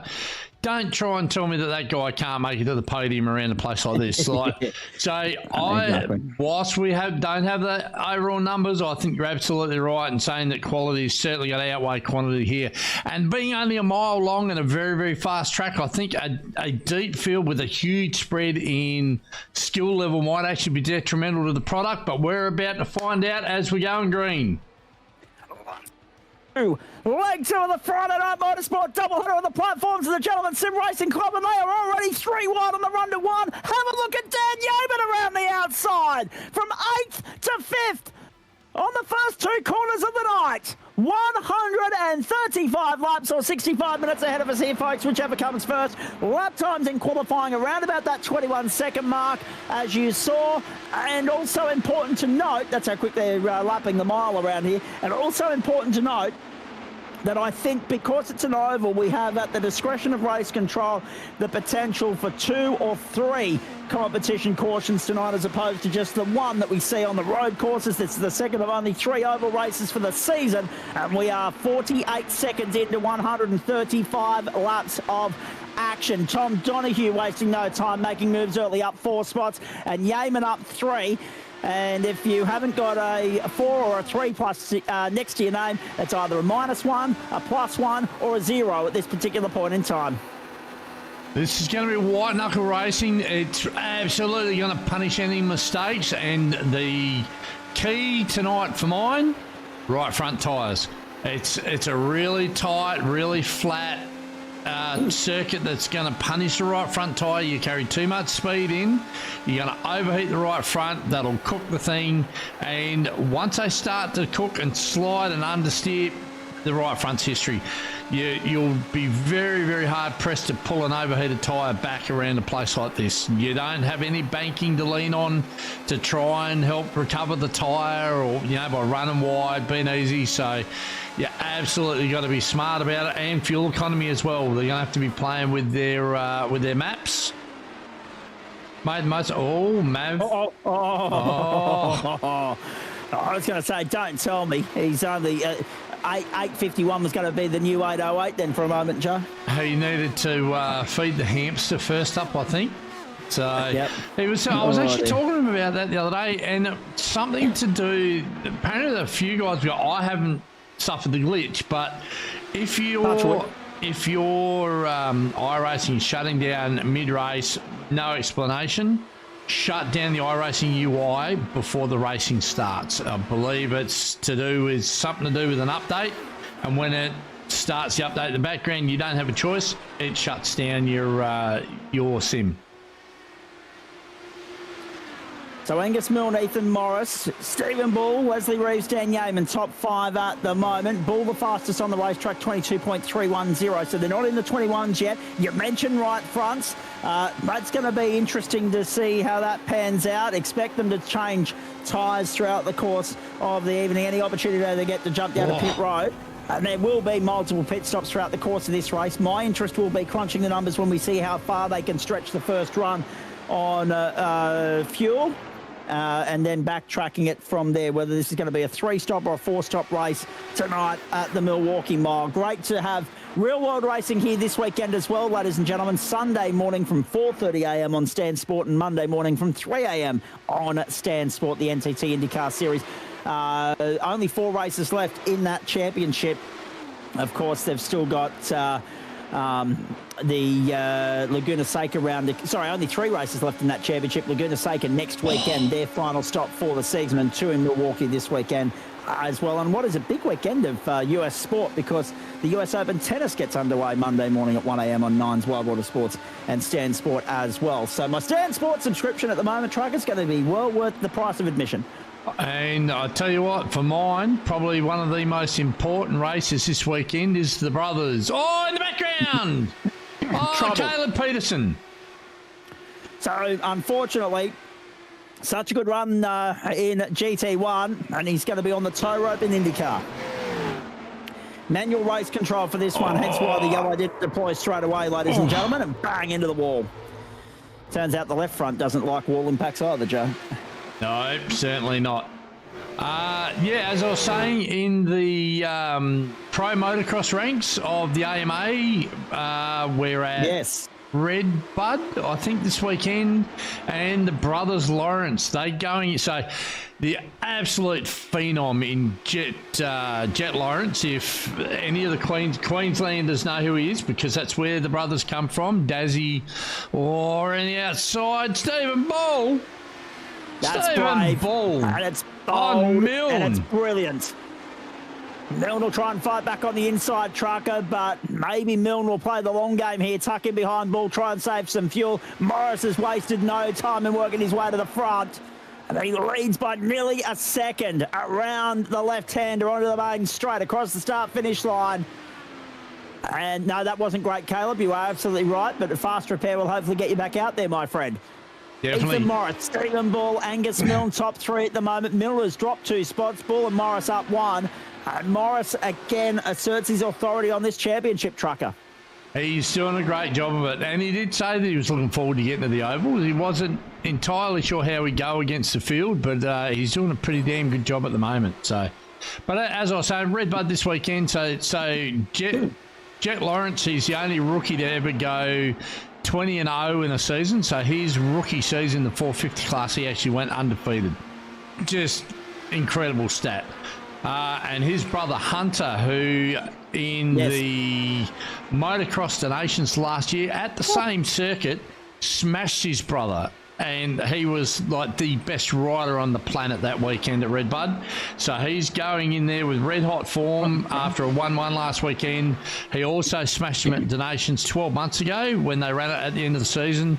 And there's 1 point between the brothers going into the final. And young Diaper Deegan, Hayden Deegan, as people might know him, but he's been a freak rookie. He's currently locked down 3rd over Jorge Prado, the ex-world champion. But watch out for them guys. If you can't catch it live, which it's a bit of a pain through NBC, YouTube always shows it on a Sunday morning. So get across that one, support the Australian riders, and whoever wins that championship will deserve it. There's 1 point between the brothers going into the final round. So there's another one to tick off your list for American motorsport. Yeah. And sport in general, of course. In fact, that whole American North and South region, those 2 continents, full of it this weekend. Argentina taking on the Wallabies in rugby Sunday morning at 4:30 a.m. As well. When do we sleep this weekend? There's no room. We don't. No, we don't. And more, further proof of that will be on Sunday morning at 9 a.m. you'll hear Lee Diffie calling the Coke 0400 in the NASCAR Cup Series. Last of the regular season races there as well. I mentioned it's the third last round and second last round of the IndyCar Series, respectively. I did see a report doing the rounds yesterday that they were entertaining the idea of going to Brazil next season, which would be the first time they've ventured into South America for over a decade, the NTT IndyCar Series. So keep an eye on that when the calendar gets released next year. What about that from Dan Yeaman? I tell you who has impressed so far. You had him on screen there a moment ago, Joe. Tommy Donahue, up 8 spots already. 2 spots gained by Yeaman, but look at Donahue. He's broken clear of Yeaman to the tune of 1.7. He's going like a scalded cat at the moment. He's 8.7 seconds off Morris, Bull and Milne. But I tell you what, keep an eye on him when the whips are cracking at the back end of this race. And Mav's having connection problems as well, and he's dropped right to the back of the field.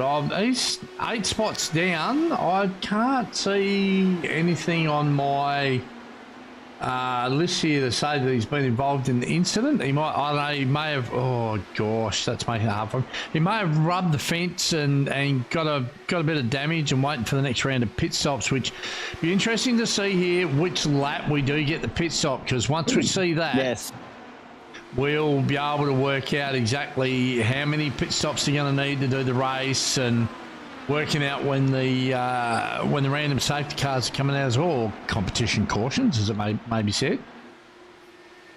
Indeed. But I tell you what, it's a cracking pace. So far, the fastest lap belongs to Ethan Morris, I believe, with a 22.28, and they're still running 22.43. So they're only just a tenth and a half outside their fastest laps at the moment. So the pace is quite torrid up the front there, and Morris, so that lap 22.42 for Morris, Bull 22.50, so just ever so slightly stretching that gap out at the moment. He's having a great run so far, and this will just about be the final. Well, I mean, look, I think the final nail's been put in the coffin anyway, as far as the championship goes. But formally, we've got to wait until next week, I think, Joe. But Nathan yes, I think Michael, you're right. what have you done, sir? What have you done? Oh, throttled up. Now, did he keep it off the wall? Yes, he did. He certainly did. That's good. But he's absolutely shot the tyres. There's no doubt about that. They'll be begging for mercy. So Peterson's got back out there 4 laps down. If he can stay 4 laps down and avoid further incident as this race goes on, he'll get up to 2 laps back through wave buys, but he's out of contention for the balance of this night. So what I'm seeing here now, the field's spreading out a little bit.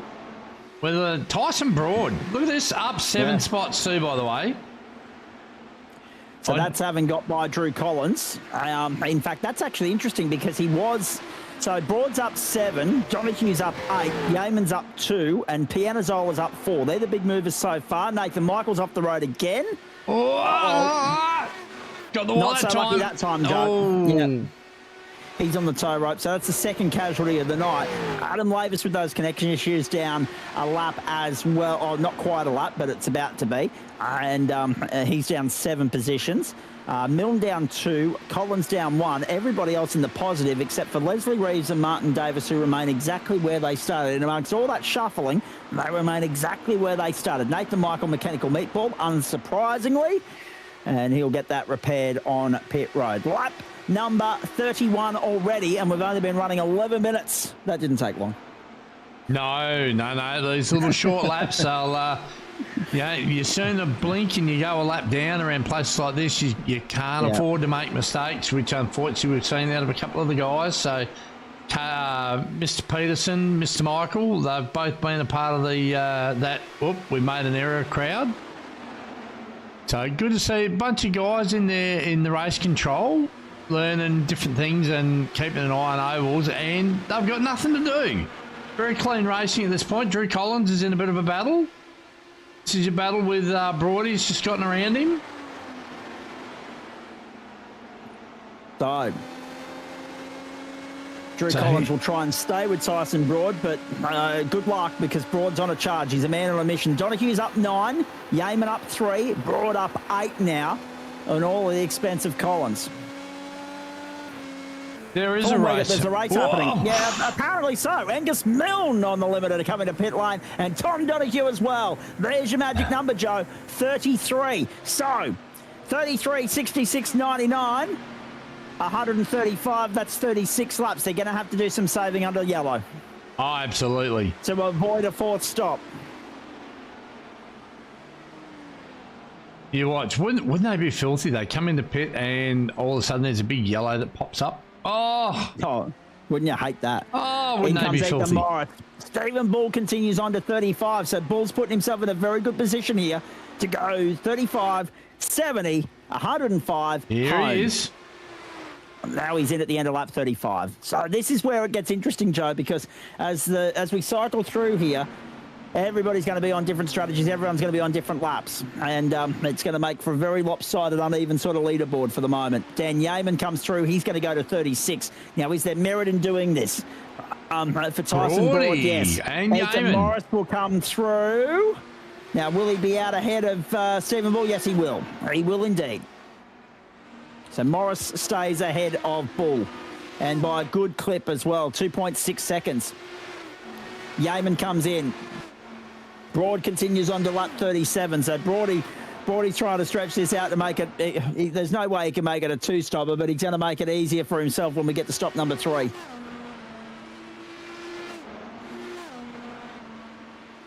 Here's Yeaman. He's in his pit bay. Oh, I thought he was going to turn the number around then. So this has got him solidly into 6. Drew Collins coming around.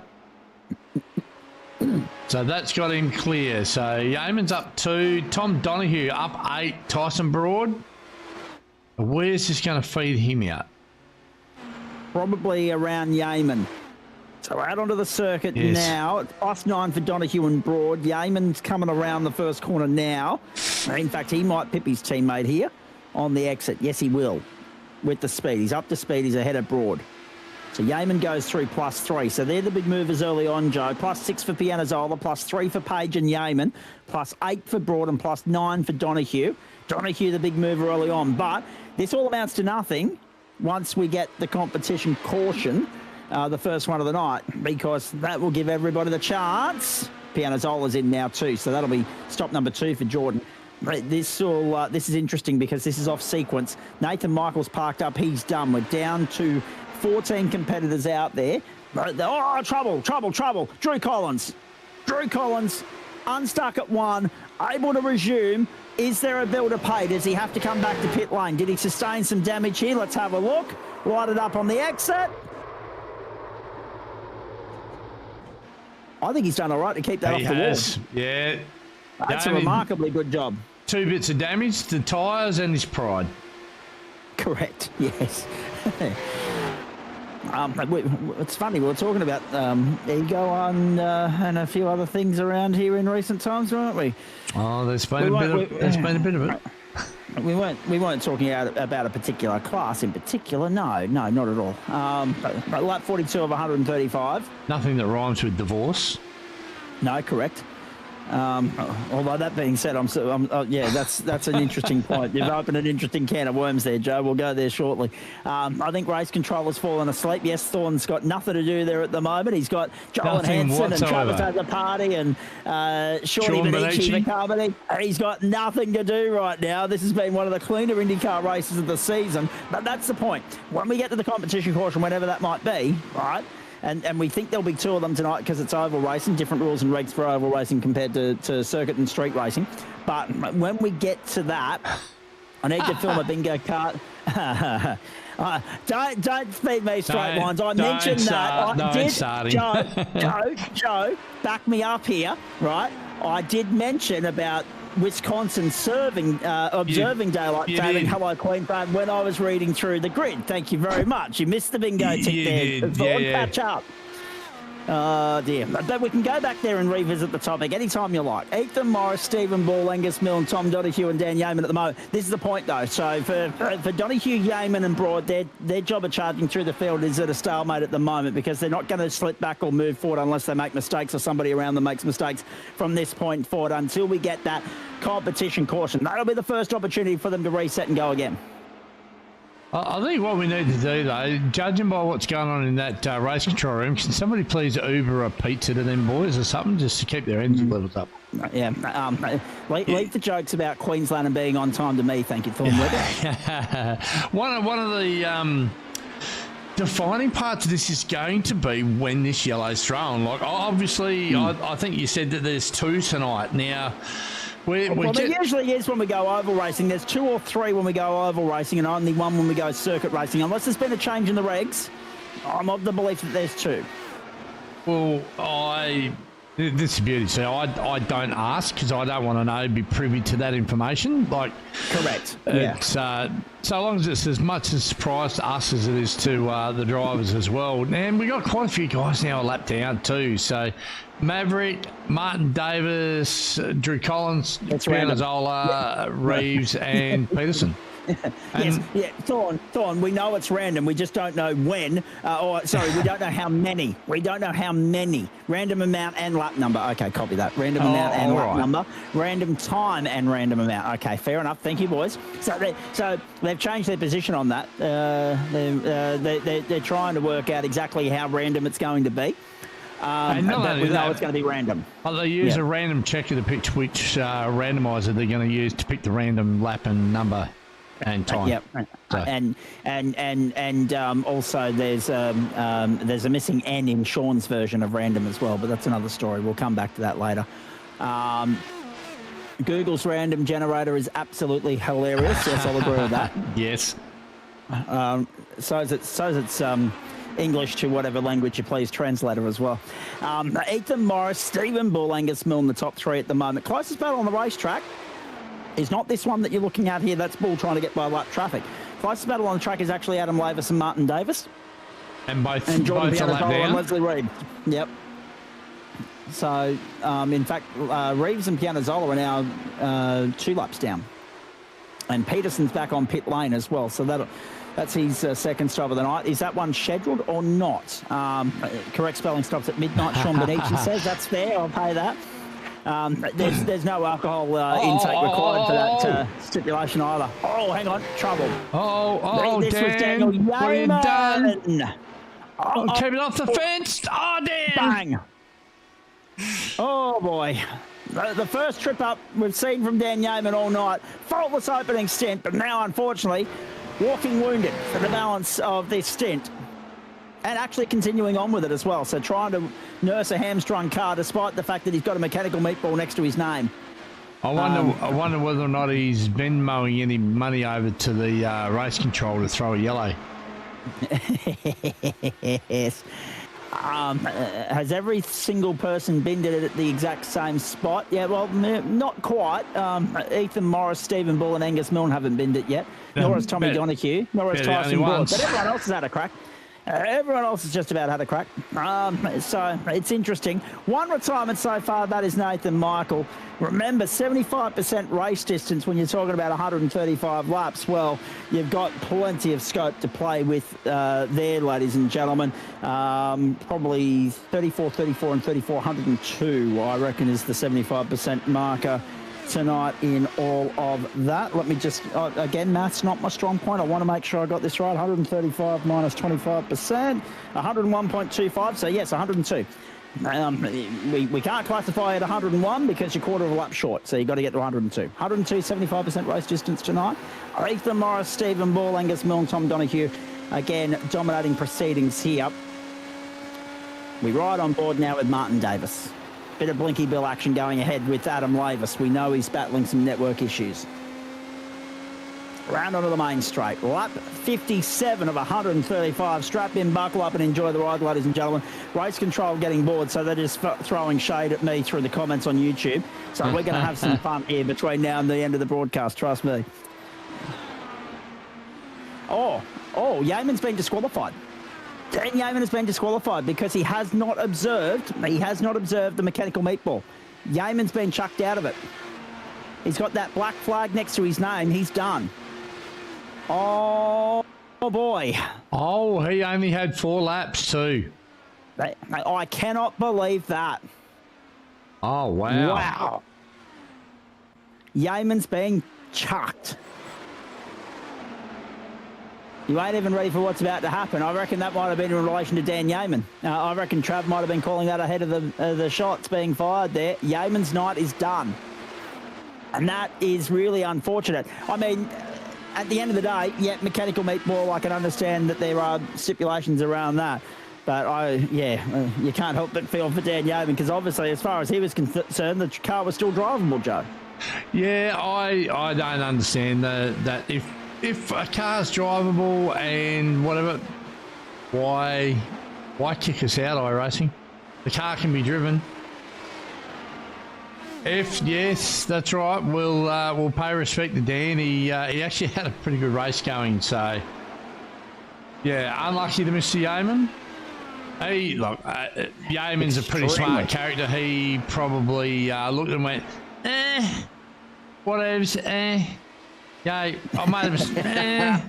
So he was just like, here he is, DQ'd because I was expecting a warning of when I had to serve meatball and nada. Yeah, okay, so we got no. 3 laps. He had no intel handed to him by iRacing as to when he had to serve it or how he had to clear it. Yep. Yeah, it's always pretty much with everything. Even if you're at the Nordschleife, you get 3 laps. If you're here, you get 3 laps. It's just iRacing's way of doing it, unfortunately. Yeah. So, but I guess you don't know if you don't know, right? 3 laps is 63 seconds around here. 3 laps is 65, 66 seconds based on current lap speed. He knew he had to pit, celebrate with a trip to IKEA this weekend, Swedish meatballs and mash. Yeah, that's it. Oh, dear. Yeah, and exactly what you said, Joe. He was hoping the yellow would come at a fortunate time for him. It wasn't to be. Yeah, so that's unfortunate. Right. So now, and it's more unfortunate for us as well, because now we're down to 13. We are. They're dropping. And they're dropping 13's laps not a lucky number in this instance. Have a look at this. This showing the pace of Morris. He's lapped, so in a matter of 64 laps, yep, he has lapped up to 6th position. So there's only 5 cars on the lead lap. And I tell you what, I wouldn't mind betting Broad is not that far ahead of him. There he is just in the background of Broady. He has lapped all but 4 cars in this field. Everyone in the top 5 currently on the lead lap. That's about to be everyone in the top 4 because Tyson Broad's about to see a blue flag fly. Across the start line we go. Yeaman's been DQ'd. And Michael's had an incident that tripped him up earlier in the piece. Peterson 7 laps down. There's only really a couple of blokes in contention here. It's Ethan Morris, Stephen Bull, Tom Donoghue and Angus Milne. And even then, Milne's dropped 17 seconds off the pace. We are on the cusp of the second round of pit stops as well, Joe. Yeah, and this is match point for Ethan Morris. Yeah, definitely. And hey! Lap 67, ladies and gentlemen. Oh, aren't you filthy if your name's Dan Yeaman that it's only, 11 laps after the fact. Oh, dear. Unlucky. There you go. Half race distance, essentially. is where this caution has been thrown. This is where they were saying Google Randomizer's got a sense of humour. 6-7. Yeah, okay. You lot can drop off with your bloody youthful exuberance. My needs drives me up the bloody wall with that crap. It's lap 67, ladies and gentlemen, and now 68. Thankfully, we got through 67 very quickly. I can tell you yes. the new 6-7, 20 years ago for me, the one, so this whole 6-7 thing is like nails down a blackboard, right, for guys like us. I know. 20 years ago, for me, it was, what's up? Oh, my God, I remember going, I went to a family reunion and there was a long lost cousin there and I was going to grab that little turd by the ankles and drown him in the toilets. He screamed that in the background. It was only about a month after the movie coming out, which was Scream, if anybody remembers it. And that kid was running around screaming, what's up, in everybody's ears. 20 years ago, that's right. Yeah, I think it'd be at least 20 years ago. And and that little snap ahead was he almost got the royal flush from his bigger, older, angry cousin that night. Yeah, I wouldn't have blamed you. I would have been in full support of that. Guess if I ever come back here, I now know it's 5 times across the start finish will get me a DQ, says Dan Yami. That's exactly right. Yeah. So it'll be 4 laps then, yeah. Yeah, everybody that stopped that time through included Ethan Morris, Stephen Bull, Tom Donoghue, Angus Milne, and Tyson Broad, as well as Joe De La Rosa, Jordan Pianazola, Leslie Reeves, Caleb Peterson. Actually, no, scratch Peterson from that count. So that's about 8 cars that went through the lane that time through. Luke Page, Adam Lavis, Martin Davis, Drew Collins have not done so. Now Tyson Broad is in. Stop number 3 early for Broady. Will he get his lap back? He's in Will again. he get his lap back? That's interesting. Now, of course he will. He's on the lead lap. Yes, there should be. There should be. For Luke Page, Adam Lavis, Martin Davis, and Drew Collins. They should all get a wave around here. And then instead of having a giggle about the lap in which the competition caution was deployed, let's get some lapped cars back around onto the lead lap, please, you lot. Here we go now. They'll get let by the safety car this time through. This will be an extra couple of laps, Joe, this caution, and then we'll get the racing back underway. I dare say we've, given the way in which they're enjoying their schoolboy humour at the moment, I dare say we've only got one of these tonight, but I'm happy to be proven wrong in that regard as they make their way around it. Obviously, if there was more traffic out there and there were more cars in the field and more incidents, then obviously we'd have more reason to have the discussion about whether or not we need a second competition caution, as we see a couple of lap cars going on through right now. Ethan Morris continues to lead the way from Stephen Bull and Tom Donoghue. What about Tommy Donoghue, eh? What a charge from him. 10 spots already well placed for the second half of the race. Going around the grounds, Trucker, whilst we've got a chance, 7.7.49. The Western Bulldogs led Collingwood 6.3.39, although Collingwood on for a shot on goal here to make it a 4-point ball game. NRL, let's have a quick look here. Panthers 16 led Bulldogs 4 at this particular point in time, repeating that earlier in the evening. The first match of the weekend, of the night, I should say, was won by Manly 44-10 over the Dragons. The Storm got the better of the Broncos last night. Ethan Morris, then daylight, but this will be an opportunity for Stephen Bull and Tom Donoghue to try and at least go with him for a little bit. Yeah, for sure. I'm looking forward to the second half of this race. Get all these guys back on the lead lap. Get it happening, and it's going to be a good run home. I doubt there's going to be a second. With that safety car being as late as it was, I think that we're only going to have the one, which I like the idea of. That'll probably give them another 2 stops. Yeah. Well, and actually, that's my next point. Yeah. That's my next point, because with this dragging out, this is now the 5th lap of the caution. A lot of these guys stop lap 68. If they can stretch the tank to lap 102, they're home. If they can stretch it to lap 103, 104, 105, they're home. So the longer this goes, the more and more this shapes as though there's one stop to the end. But there's going to be a 2 or 3 lap window of carnage along pit lane in which that plays out. There's not going to be the flexibility or leverage to go anything more than that or less than that.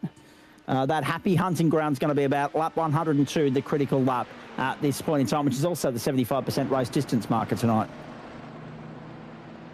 Yeah, definitely. So Luke Page coming in, this is absolutely going to put him on for one more stop to the end of the race. Yeah.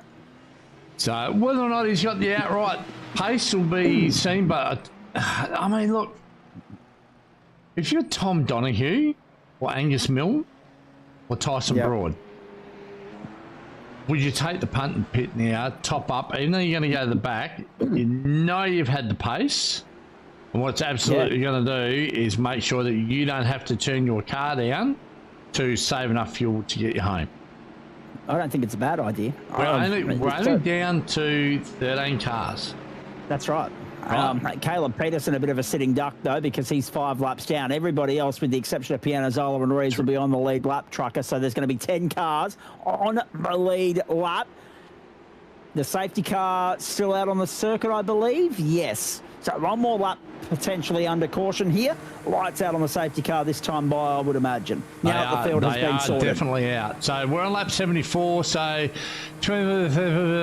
what's that? 7 lap caution 70 and 41 to laps to go. Yep. Oh, sorry. 61 laps to go at the line. Yeah. 7th lap of the caution, 61 to go at the line. There you go. Got kind of lost in the sauce regarding the waiver rounds. Yeah, that's fair. I don't blame you. There was a lot of that going on tonight, Trav. Thank you. 61 laps at the line. The start of lap 75. So it's clearly a one-stop race from here if you get it right. If you make a mistake and have to come to pit lane for damage or a fast repair or a penalty, that's on you. That's an extra invoice coming your way. And there's no compensation. There's no help to get you out of jail this time, it would seem. It looks as though this will be a 61-lap sprint to the end, which will take us a little over half an hour, ladies and gentlemen, which is perfect on time. Let's get back to work in West Allis, Wisconsin. Morris leads us. Bull will look to go with him. Look at Tyson Broad making moves early on the inside. Fall on Angus Milne and goes to 4th, but Milne rages up again on the outside and forces the issue. He'll have to hold. He'll have to tuck him behind and concede on Tyson Broad that time. And Trav has been trapped with the whole iRacing safety car being correct. A very low IQ driver, and that never picks up the leader like it should. Correct. Not surprising either. The iRacing safety car sometimes, yeah. It'd be better if one of the boys in race control jumped in and drove it themselves. Yep, yeah, it does some weird cat things. It does. A great restart, Tyson Broad. Got +1 already to make him +10 for the night. Tom Donahue +10 as well. Milner's lost 2 spots off the restart. And Ethan Morris and Stephen Bull hold sway. Bull's within half a second. He needs to stay within half a second. He cannot afford Morris to skip anywhere near as clear as he did in the opening stint. No, Bull. He made it look easy. He made it look remarkably easy at that first stint, Joe. Jeepers, I thought Bull was heading to the wall off the exit there. He picked up a bit of an understeer, would have been in the wake of Ethan. And look, Ethan's got pace to burn. I think part of what's making it easy for him is the clear air in front of him. Obviously, when you come around on the lap cars, that changes. But at this point of the race, he's absolutely got the bit between the teeth, having Bull behind him in his dirty air. One of the things about tracks with no banking and only being a mile long, very easy to make a mistake in the wake. I actually, to extend on Trav's point of artificial intelligence, there are two cousins to artificial intelligence. One is QI, and the other one is LI, as in questionable intelligence and lack of intelligence.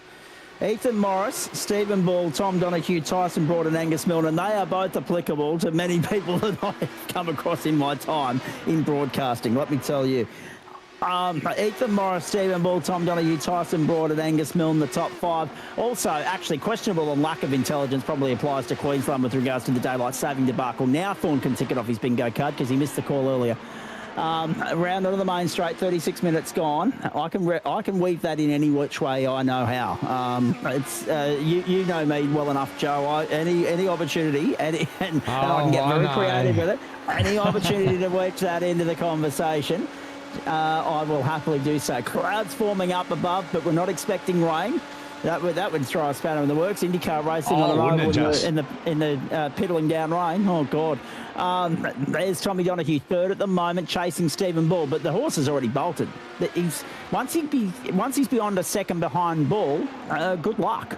The slipstream's not strong around here because the straights aren't terribly long and the circuit's so flat. Even Bull's struggling to stay in the slipstream of Ethan Morris at the moment.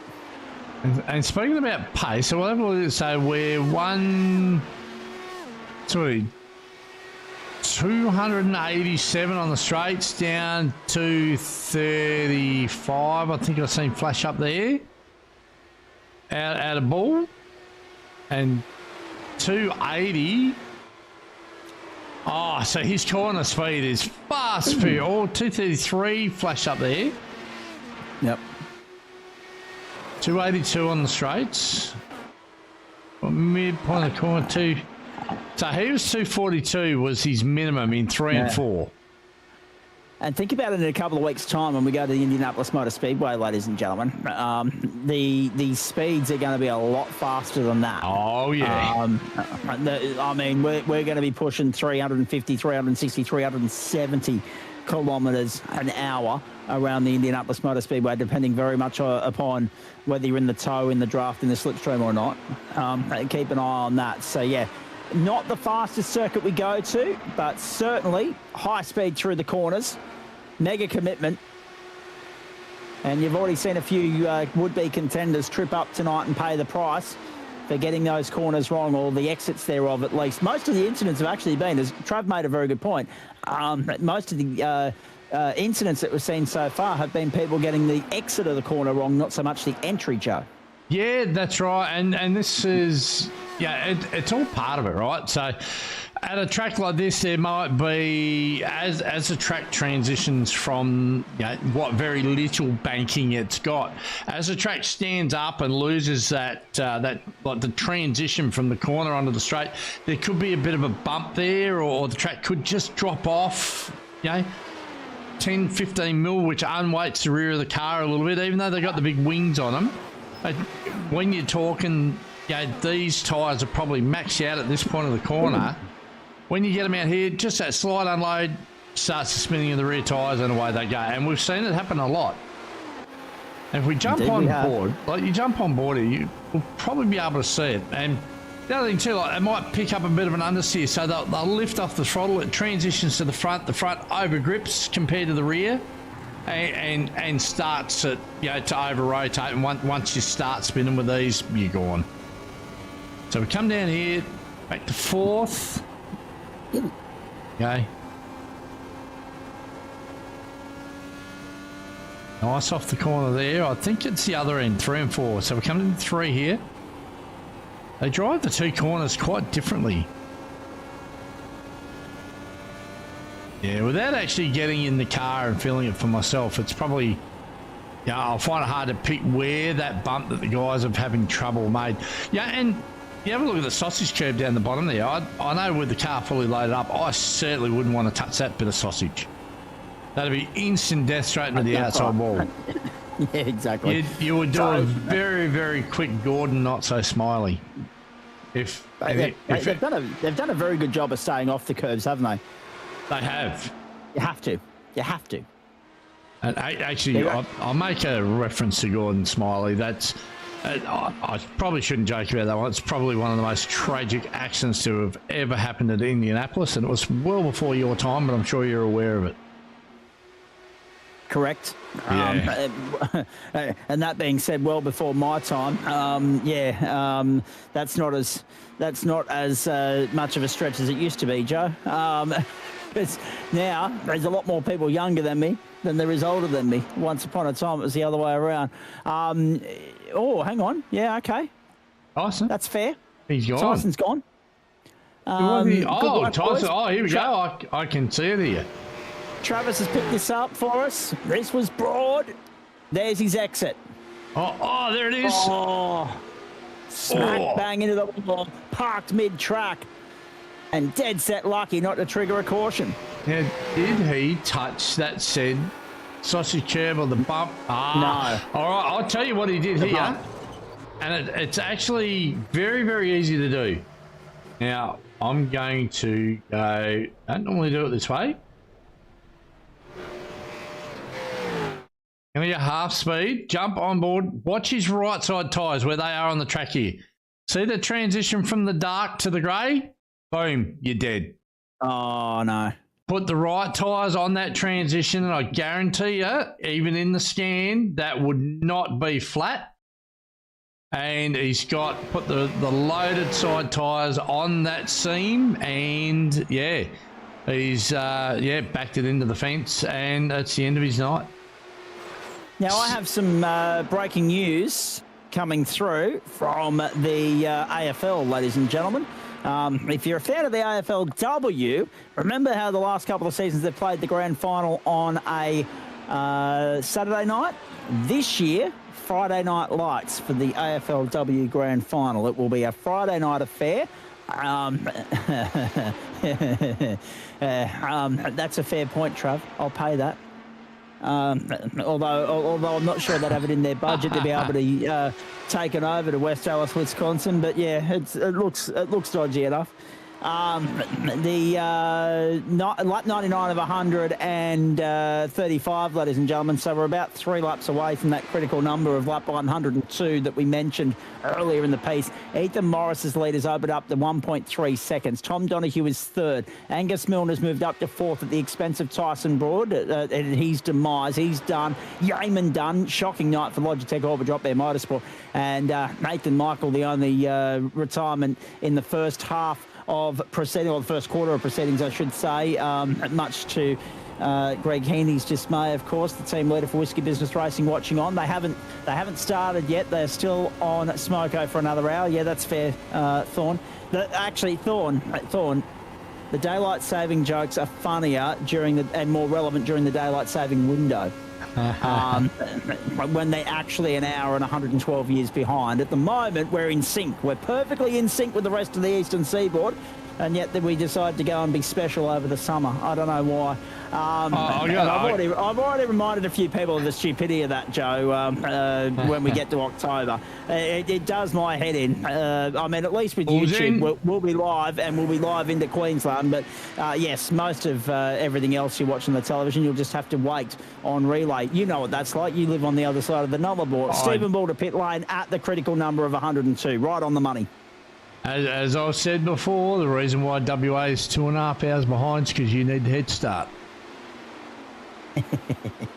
I'll wait a while. I love it. Hey, actually, to be honest with you, I absolutely love Western Australia. The only thing that deters me is the time difference in terms of not being able to watch things as they happen and having to avoid spoilers and relays and all that sort of stuff. At least you don't have that issue with sport, but fair dinkum. Ethan Morris, Tom Donoghue, Angus Milne, Adam Lavis, Joe De La Rosa and Martin Davis, the top 6 here. But we've seen Stephen Ball come in as the first to pit last. 14 points the difference now. Western Bulldogs over Collingwood, 61 plays 47. But yes, AFLW Women's Grand Final will be Friday, November 27, ladies and gentlemen, which is week 9, night 5 of week 9 of term 4 for us, by the way. And are we going around again in prime time on a Friday night next term, you and me? I reckon we may do, so long as they don't do something silly like put V's on a Friday night. We can make it happen, because if they ever put V's on a Friday night, there's no way. All right, Ethan Morris, Tom Donoghue, Angus Milne and Adam Lavis all to pit lane right now. So the critical lap for those guys has come and gone. Martin Davis, Drew Collins continuing on. So too Luke Page. That's not unexpected. They stopped lap 71 and 72 respectively. Ethan Morris comes back out as the effective race leader. The margin is 1.8 to Stephen Ball. Hit one of those scenes on my bike recently. Nearly got to meet Michael Jackson, says Travis has a party. Oh, God. Poor bloke. Leslie Reeves and Jordan Pianazola in and out of pit lane as well. Just recapping 3 retirements so far. Caleb Peterson. See, things have worked all right for Caleb Peterson. He might be 7 laps down, but at least he's still in it. He's moved up 3 spots purely by the misfortune of others. At the rate he's going to end up with the top 10. Exactly. Well, that being said, no car-to-car contact tonight that's resulted in incidents in this race. No. A very cruisy night for race control.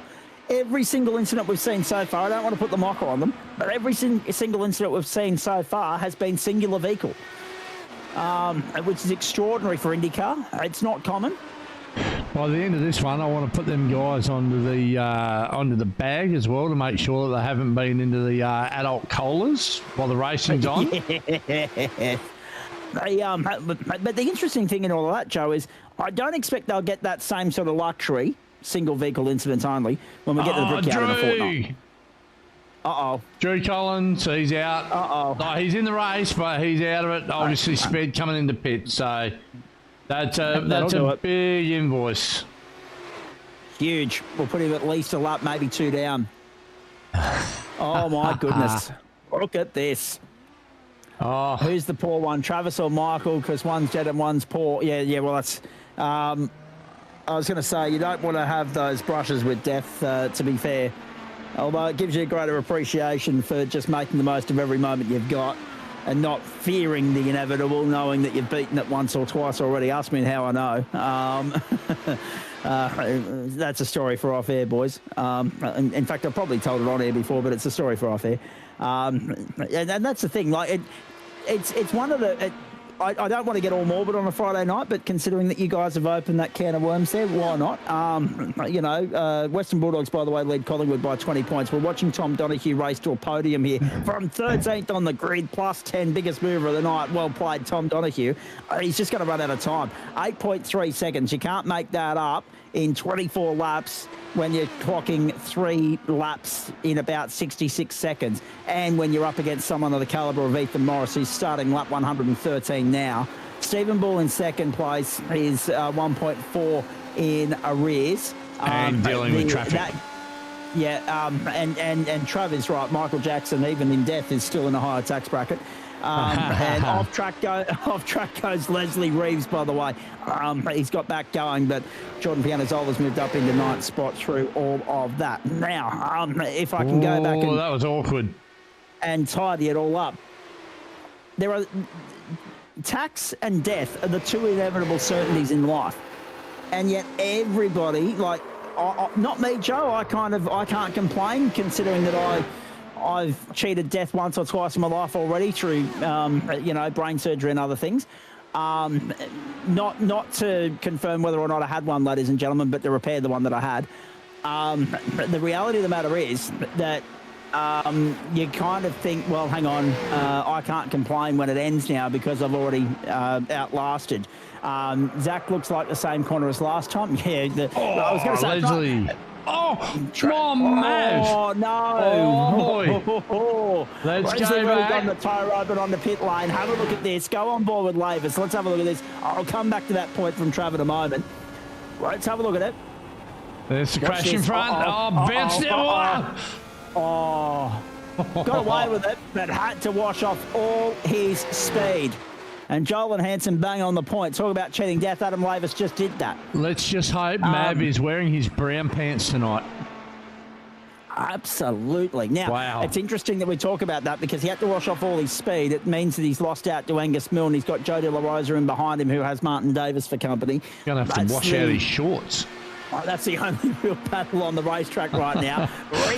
Reeves observing the tow rope invoice, and more to the point, having to clear a mechanical meatball. Ooh, who's that? There goes Drew Collins for the second time tonight. And to answer Trav's previous point, looks like the same corner as before. Ooh, well, they're all the same around there? here. That's a big hit for Drew Collins. They're all the same. And there's only going to be 4 points of incident, Trav, but at the moment it's been 2. It's either been the exit of turn 2 or the exit of turn 4. It hasn't been going into turn 1 or 3. It's been on the exits 2 and 4. But they are the 2 trip-up points tonight. Nothing else at this circuit, the Milwaukee Mile. Oh, that one would have hurt. Like that was... I think what's happened there, he's got in, getting late. The tyres are getting hot. They're getting old, and he's just carried way too much speed down to what is the apex. The rear's got away, and when the slide happened, he's tried to catch it, and it's just, gripped up on the left front tyre, which really doesn't do a lot of work around here. It's just fired him right into the fence. I reckon the guy who paved that corner lives in Cairns. Angus Milne was there on screen a minute ago in 4th. He'll be ruining what might have been, considering he put down pole position earlier in the night. However, take nothing away from Stephen Bull and Ethan Morris. They've been brilliant. Yet again, +1 apiece, 14 laps to go. We're racing towards the checkered flag here. We're going to smash the hour mark, ladies and gentlemen. We'll finish this race inside the hour tonight. Again, proving that if we had a second caution, we probably could have gone a little bit, closer to the 65-minute threshold, but we're going to get it done nice and quick for you. so that we can take our time in the post-race show. Oh, wait, we already do. Ethan Morris sitting there in position number 1, as he has done for much of the season so far. 12 and a half laps to go. Yeah, death and taxes, the inevitables of life, right? Not least the Swans choking on grand final day when they make it the MCG this decade. I'm going to leave that one. Yeah, good idea. But the reality of the matter is, I just stay on board with Ethan Morris and just let everybody at home appreciate how slick and how polished and how smooth he makes this look and how easy he does it. It's a masterclass that we've been able to witness throughout the course of Friday Night Motorsport this season. Considering that I've been told, by medical experts, that I shouldn't have made it out of Mum's appendicitis, because I was a little present that Mum found when that the doctors found when they removed Mum's appendix. She was 6 weeks pregnant at the time, Joe. I kind of don't have that. I'm a kind of morbid in that regard. I don't have that fear over when it ends, and I don't really sweat on that. When it ends, I can't complain about it because I've probably lasted longer than I should have. So, but I know so many people who fear it when yet it's the one inevitability that faces the all at some point, and it can't be avoided. It can't be, prevented. No, there's no point fearing the inevitable, I guess. It's one of my daughters actually said to me when she was little, she had a real thing about, over the curb on the inside, jeepers, that's a bit keen by Ethan. And I said to her one day, she sort of got all upset, I guess, when they're sort of 8 to 10 years old, they understand morbidity and that people die and whatever. And she said to me, I don't want you to die. And I said, I don't want to die, but everybody's going to, and it's okay. And trying to get that fear out of your own kids is a pretty full-time job, as Drew Collins has got a maybe Martin Davis has had another one. Well, he's been there for 3 minutes and 50 seconds, Drew Collins. Martin Davis, however, this is what happened to him. Another one, same spot again. Yep. Turn 2 and turn 4, that's all it's been tonight. Yeah, it certainly has. Trip-up points for anybody. Grab a gear, Martin. Grab a gear. There you go. There we go. And he's still running 8th. That's a sort of indication as to the night we've had that we're only going to have, 12 finishes. We're only going to have 11 take the checkered flag. Drew Collins is going to finish this race on pit lane, but he's going to be classified at 75%. And Ethan Morris is only 6 laps away from home, and he has absolutely torn it to shreds. That leads out to nearly 4 seconds, Joe. He's certainly stamped his authority on this one, that's for sure. And Caleb Peterson's just come to pit lane to complete his final pit stop of the race as well. Quite a different strategy to everyone based on when he had that incident earlier on that necessitated the first pit stop. Yeah, correct. And also, don't go throwing any shade on this guy. Tom Donoghue up 10 spots from where he started. Or pretty much, Ethan gets driver of the night because he's been so dominant, but you can't go past Tom Donoghue's performance tonight. Absolutely not. Donoghue up 10 spots. Great charge to the podium from him. And Ethan Morris, however, will put one hand on the championship tonight. We reckon he already had one hand on it. Now he's probably got one hand and a couple of fingers. It'll be his 7th win of the season. He's still ruling what might have been back at Portland when Stephen Bull got his only win of the season. But Ethan Morris, with an advantage of 96 going into the round, will come out with an advantage in excess of 100. And, he'll need a little bit more than that to make it comfortable that he doesn't have to turn up and bring his A game to Indianapolis. But I reckon in the same context as everybody wants to win Bathurst, everyone wants to win Indianapolis. So he'll turn up to Indy with a point to prove and look to do the double. Win Indy, win the championship, put the icing on the cake, so to speak. We wait and see how that plays out. Lap 134 for Ethan Morris. White flag flies at the Milwaukee Mile. Now, Barney's actually showing up. That's why he wasn't at Snetterton. He was waiting around at Milwaukee. Yep, that's it. Yes. And there the white flag flies, ladies and gentlemen. In 56 and just over a half minutes, Ethan Morris has torn this championship to shreds and has dominated from first until last to win in West Allis, Wisconsin. Well done, Ethan Morris, 7th win of the season in the Disruptive Labs GSRC Road to Indy Series. and he's won both the oval races so far. So he'll go for the hat-trick at the Indianapolis Motor Speedway in the 500K in a couple of weeks' time. I've got to bring the A-game to that call, Joe, because we've ended up on the iRacing Players of the Month on that one in the past, so I'm going to have to lift my game, I think. Oh, we certainly did. Stephen Ball and Tom Donahue, the top three. Well done to Tommy. Ethan's about to celebrate just as Caleb Peterson sees the checkered flag, and also Leslie Reeves. Well done to all and sundry there. A master stroke. If only this went for another 32 laps, says Joel and Hanson. Oh, and to be fair, we possibly could have gone a little bit further, but that's okay. 57.5 minutes worth of magic, and Ethan Morris has torn it to shreds yet again. And he'll light it up and celebrate in victory. A good set of burnouts and doughies there for the champion-elect. And if it wasn't already in his grasp, it certainly is now. Wild Ride will be there for the Indy 500. My frontal cortex is now smooth bored. And I can't spell, says Travis as a party. Sorry, and I can't read. You can't read. For someone representing PT Victoria, I'm surprised how consistent he is, says Joel Hanson. Magnificent stuff. Well done to Ethan Morris, Stephen Ball, Tom Donahue, Angus Milne. Adam Lavis got a top 5, but look at that, Joe. Only 4 on the lead lap.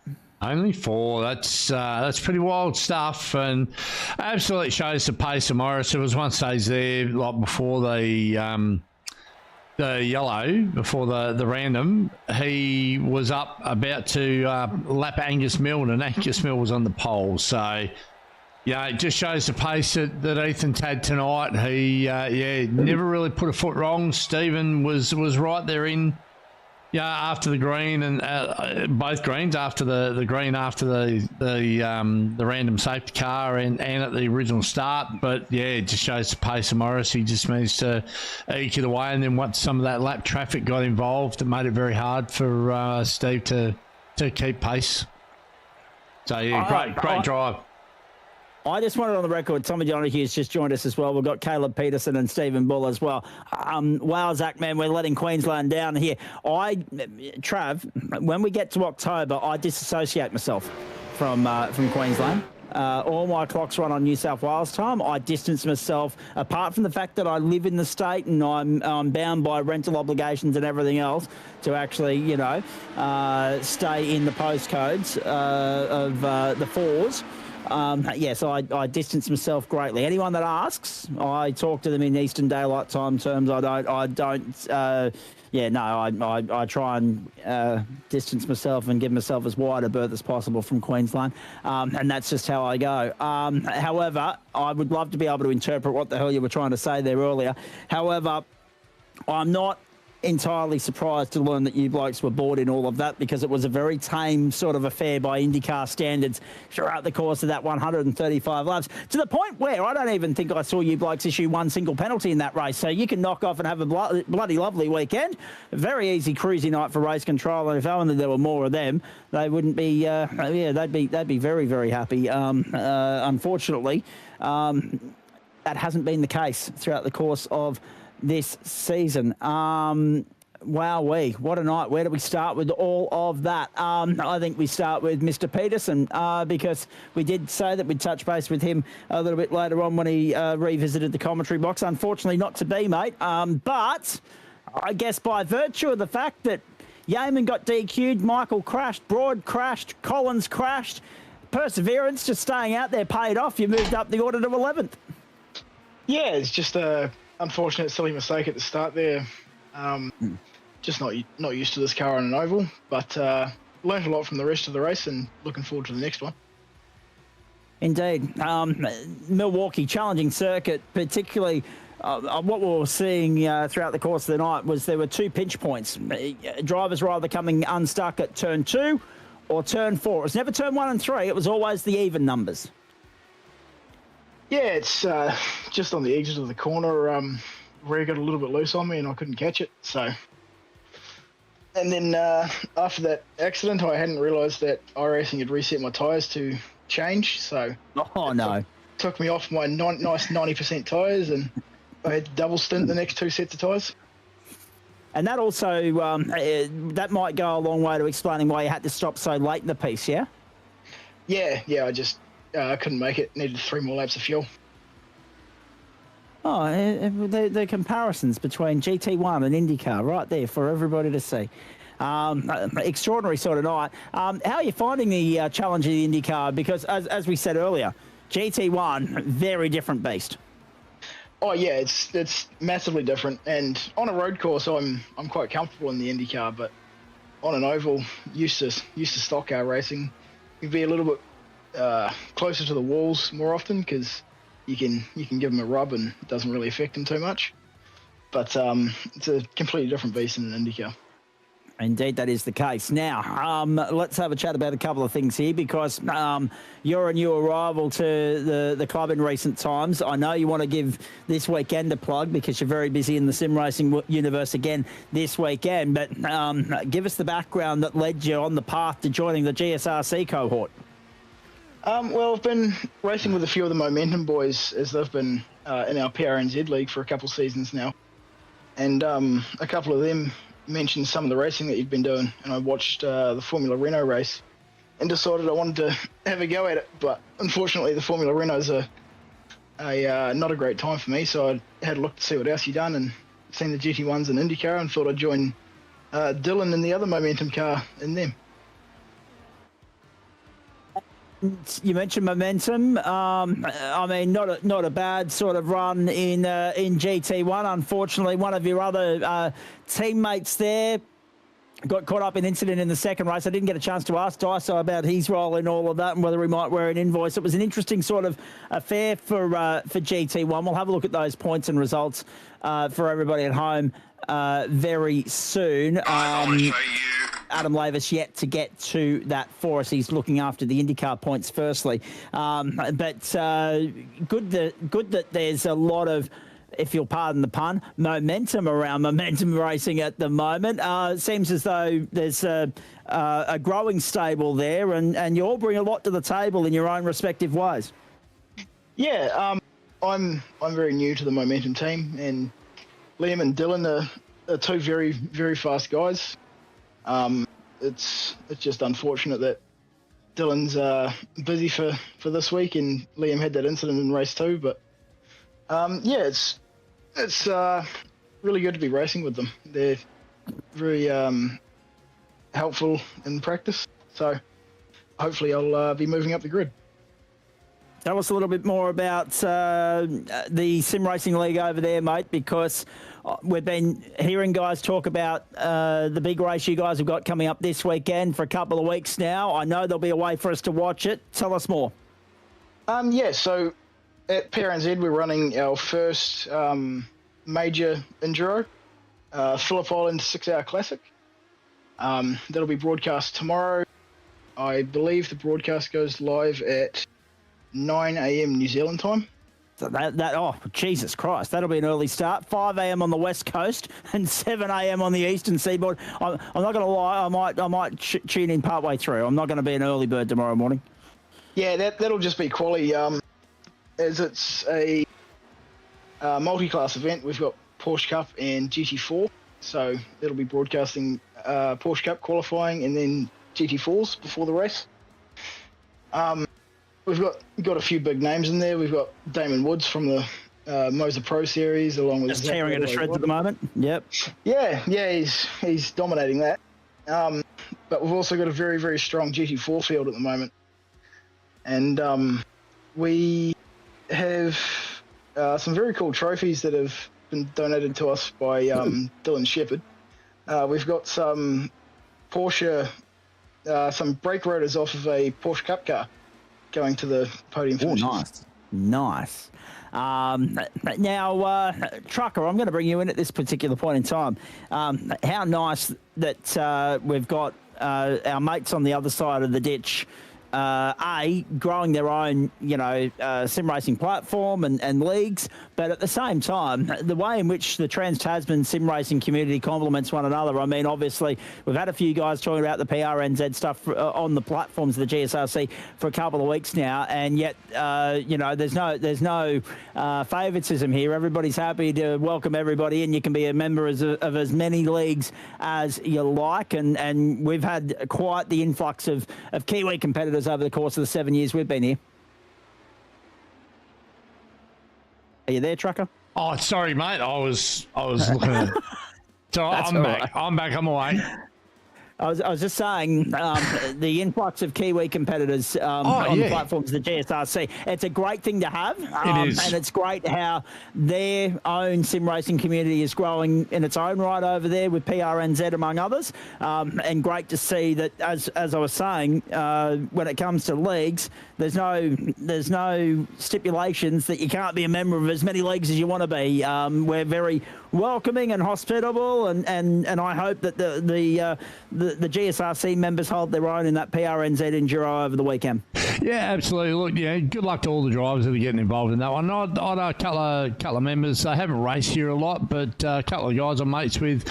A lot of their racing, they're here in Australia, up in Queensland he is, and he does pretty much all of his racing now with the NZ guys, and he loves it. And I think it suits him with, I think he's got about 6 or 7 kids. So once they all go to bed, he gets up and does racing with them and whatever. So, and he holds the Kiwi guys in high regard. I mean, they're a pretty friendly bunch, let's be honest. So, good luck to our guys that are racing there. And it probably helps, it'll be in our afternoon, when they're hosting over there, because I think they're another 2 hours ahead of the east coast of Australia, aren't they? In NZ. Yeah. So, about half a day ahead of you, Joe. That's right. Yeah, you guys are on a different date for half the day than what we are here. But it's great. Like that Trans-Tasman rivalry, it's still alive and well, but in the best possible way. Like it's, a little bit different to the old Ford-Holden rivalry. It's a lot friendlier than what that used to be back in the 90s, but it's certainly there, and it's great to see. And I'm sure our guys from the club will do us proud in the PRNZ, is it? Yep. PRNZ. So that'll be a good one to watch. I might even tune into that one tomorrow afternoon if the weather gods here aren't friendly. It's been a bit rubbish, the weather over here last week. I'm sure any of the WA boys will know what I'm talking about, but monsoon probably comes to mind. So, I might even cast my eye over it tomorrow and have a look and check and see how our boys go. Joe, I've been over to WA 3 times in my wonderful life, and I have never seen a drip of precipitation yet in those 3 visits. So I'm obviously coming at the wrong time of the year. Yeah, you should have been here this week, mate. I think I've seen a couple of penguins float by, and normally tropical bloody climate over here, and we got penguins bloody backstroking up my street this week. It was terrible. Caleb, give me a little bit of a sense of. Firstly, you mentioned that we'll be able to tune in and watch it. Which channels, which platforms? Facebook, YouTube. Where are we going? It'll be on the Simsational YouTube channel. Simsational. There's a new one. Haven't heard that one before. Oh, Simsational on YouTube, ladies and gentlemen. So SIM-sational. Hang on. SIMSATIONAL. Yes. I'm just trying to think. Simsational. SIMSATIONAL. There you go, ladies and gentlemen. Simsational. Check that out on YouTube. Give me a sense of what the Kiwi sim racing community is like, mate. Obviously, the Australian sim racing community has grown in spades since the COVID pandemic and all that sort of stuff. But obviously, you Kiwis, less of a population over there. However, you guys are bloody good when it comes to motorsport. You only have to look at what SVG, Scotty Mack and Scotty Dixon have done on the world stage for many, many years now. Yeah, it's definitely grown in the last few years. I myself have only been on iRacing for 4 years now, I think. But it's really seemed to be picking up in the last couple of years. And it's good because it means there's a lot more racing available after I finish work. So that's always a positive. And no doubt also it's great in the way in which that like the gents you're available to an international audience. So you've got Aussies that are joining in purely because of the reasons that Joe mentioned there earlier with, time-friendly zones and all that sort of stuff. But also, how many internationals do you have jumping in there and getting involved in it as well outside of Australasia? I believe we have 6 international drivers for this event. Yeah. We also run a Wednesday night league, and we get a couple of international drivers in that as well. Just whoever's working or whoever's off work at the time that we run our league, it's open to whoever. I think Tommy Donahue has already bolted, so we've missed Tommy. Unfortunately, I was going to him next, and then I was going to Ethan and Stephen. But Tommy's already done the hop, skip, and jump. He's done the Harold Holt. So well done to him on 10 positions gained tonight, and we'll hopefully have to catch up with him after Laguna Seca next week. That was a phenomenal drive through the field. Just was not going to be able to catch Stephen or Ethan. Though, as they have been much of the season, the benchmarks of this series in a different postcode. Hey, Caleb, what's next for you? I mean, obviously, we'll see you next week for Daytona for GT1 and then Laguna Seca for the Indycar. Very different challenges, both of those, but at least we're back road racing next week, circuit racing. Your thoughts on how you might fare in the pair of those races? Well, hopefully the Indycar race will go a little bit better. I've done a few races at Laguna, so it's not a new track for me to try and learn. But GT1s will be a little bit more interesting because, like I said, I only bought the car last week and haven't done a whole lot of racing in it. So we'll just have to see how that one goes. Hopefully I can find a setup. Indeed. Just an update too for you, ladies and gentlemen. Western Bulldogs by 7 points at the moment. 75 plays 68 in the AFL wildcard final, the second wildcard final, the first being played tomorrow night between 7th and 10th at 7 p.m. on the screens of 7. How many of the Momentum stable are keen to have a steer when we get the Indy 500 in a couple of weeks, please? I wouldn't be able to tell you, sorry, mate. I'll have to pose the question to the boys after this. Oh, absolutely, because we know Wild Ride are going to be here in force. And that is going to make it nice and hairy. There's no doubt about that. Very good of you to stop by. Well done on getting back out there and at least seeing the checkered flag, mate. Same couldn't be said for everybody. So you've been able to scrounge up a couple of extra championship points that otherwise might have fallen by the wayside. Had to park it up earlier in the night. Well done on all of that. We wish you boys the very best with the Phillip Island 6 hour over the course of the weekend. Look at you hop, skipping and jumping between so many different cars in the space of 72 hours. Big weekend for you guys. Good luck with that. Thanks for stopping on by to have a chat with us, and we look forward to seeing you next week. Thanks, lads. It's great talking to you. There he is, Caleb Peterson. Sensational, ladies and gentlemen. Sensational over the course of the weekend. And I know a couple of our boys have been talking about that for a couple of weeks now. Dylan Walker, Tom Donahue, etc. So good luck to everybody that is competing in that throughout the course of the weekend. And a unique concept as well, Porsche and GT4 on the same track for 6 hours. Hey, you've got to get creative, right, Joe? Because, I mean, we could all sit here and keep wash, rinse, repeat, do the same thing over and over again, but that's a nice little bit of reinventing the wheel. I don't mind that, to do something outside the box, especially 6 hours around Phillip Island. We know about 500 Ks with the supercars. 6 hours will be a different test all over again, won't it? Oh, absolutely. I've actually been thinking about putting it to the boys to maybe organise something along their lines for the gents guys during the off season, whether it's this one or the next one. But yeah, endurance racing, we tried it with the GT3 style stuff, but we might give supercar stuff a bit of a try. You never know. Yeah, why not? Why not? Now, let's get to the top two. They have been the top two all season. They will be the top two at the end of this championship fight, I would imagine. Although, Stephen, Tommy Donahue's given you a little bit of a run for your money. We're having a look at the points being crunched out now, and bare single-digit margins between you two. So the battle for second well and truly alive, even though the horse might have already bolted with regards to the championship leader and one Ethan Morris. Yeah, well, that's what you get when you don't come out and collect your points when you've had an incident. So That's it. sort of what it is. But I think that's a bit of a who knows what's going to happen. Might come down to Indy, that one. I'm pretty confident I'll do well around Laguna Seca. Indy's a big question mark. So yeah, all to play for.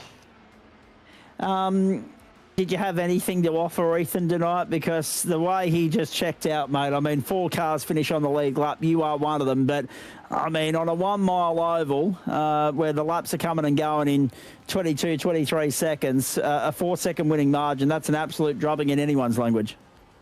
Yeah, I think I might have had enough pace just to sort of get into that toe and stay there at the end. I went for the Hail Mary undercut on that last pit stop. Didn't work out for me, just didn't have the confidence to push those cold tyres hard enough, and then he had a couple laps advantage on the tyres from there, and that was all she wrote.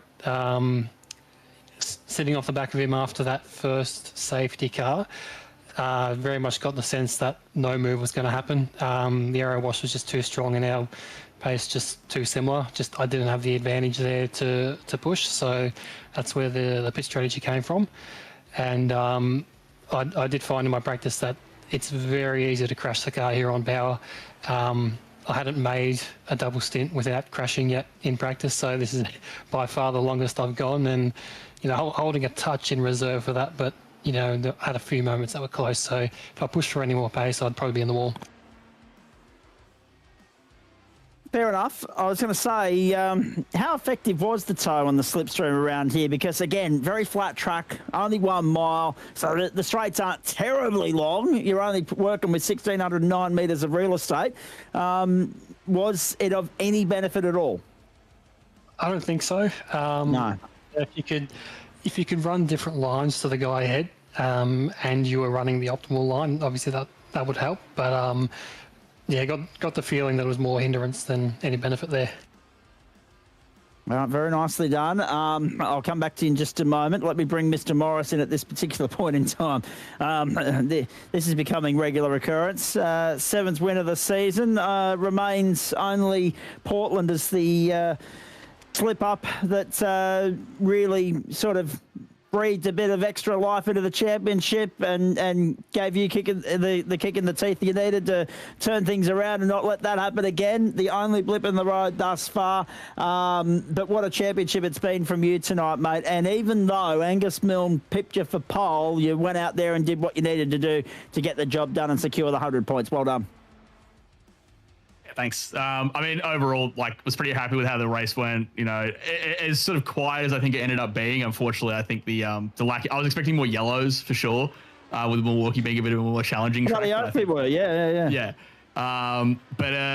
Overall, if it was going to be a boring race, it's better to be at the front. So. Ended up, like as I said, a bit quieter than I would have liked. And I think, unfortunately, the smaller field as well meant that you didn't really have lap traffic wasn't nearly as much of a factor as it could have been. Say we had 25 cars, I think, we would have had a very different race because you wouldn't have been able to pull a large gap because you'd hit traffic too quickly. But yeah, I think, obviously Angus picked me in qualifying. I was a bit annoyed at myself because I was quite cautious on my qualifying lap. A big factor here at Milwaukee is the wind.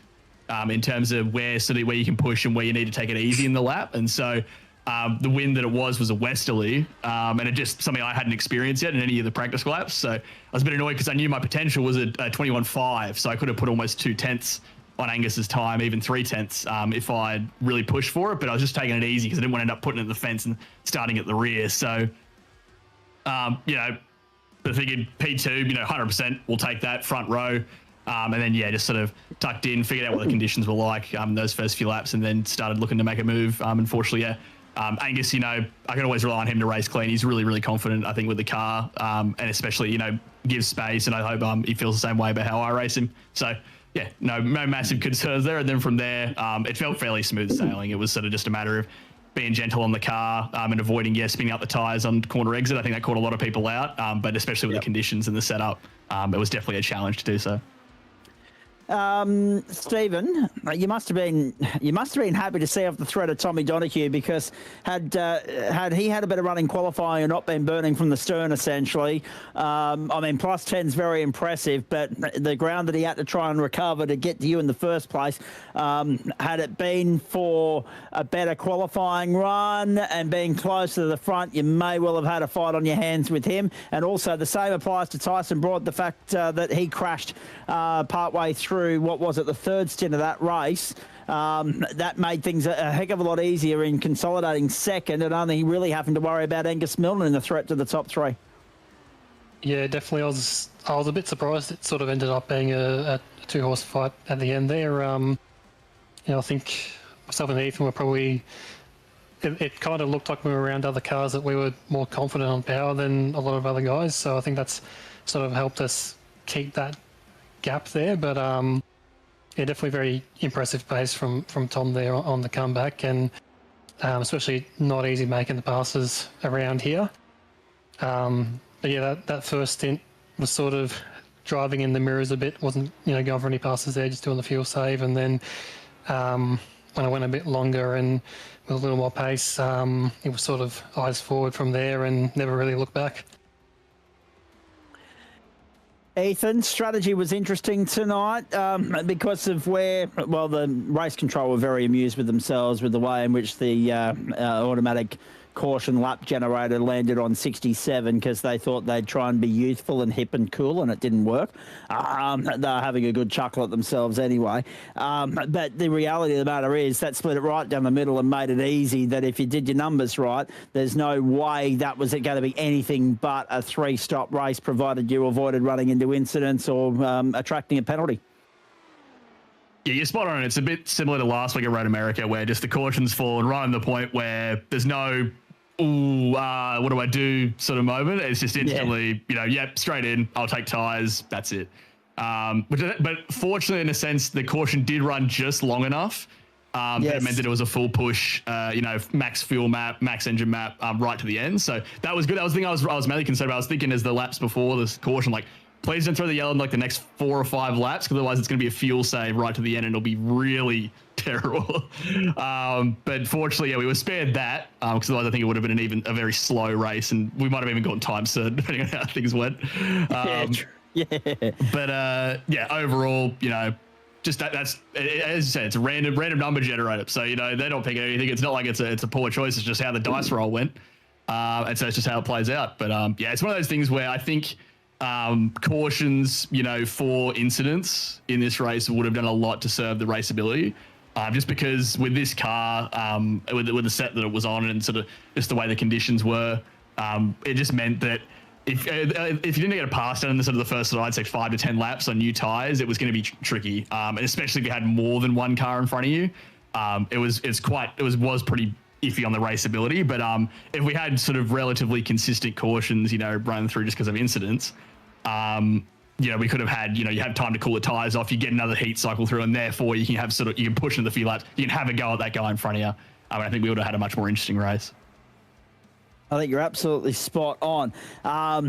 It's going to be interesting, isn't it? Because the next oval, a lot higher average speed, a lot more slipstreaming opportunity, a lot higher risk of running into incident. The fact that it's going to be 500 kilometres, an extra 30 minutes on the clock, all those different ingredients, and likely as well, more strategy play, and also, I would imagine, at least one, possibly 2 more cautions.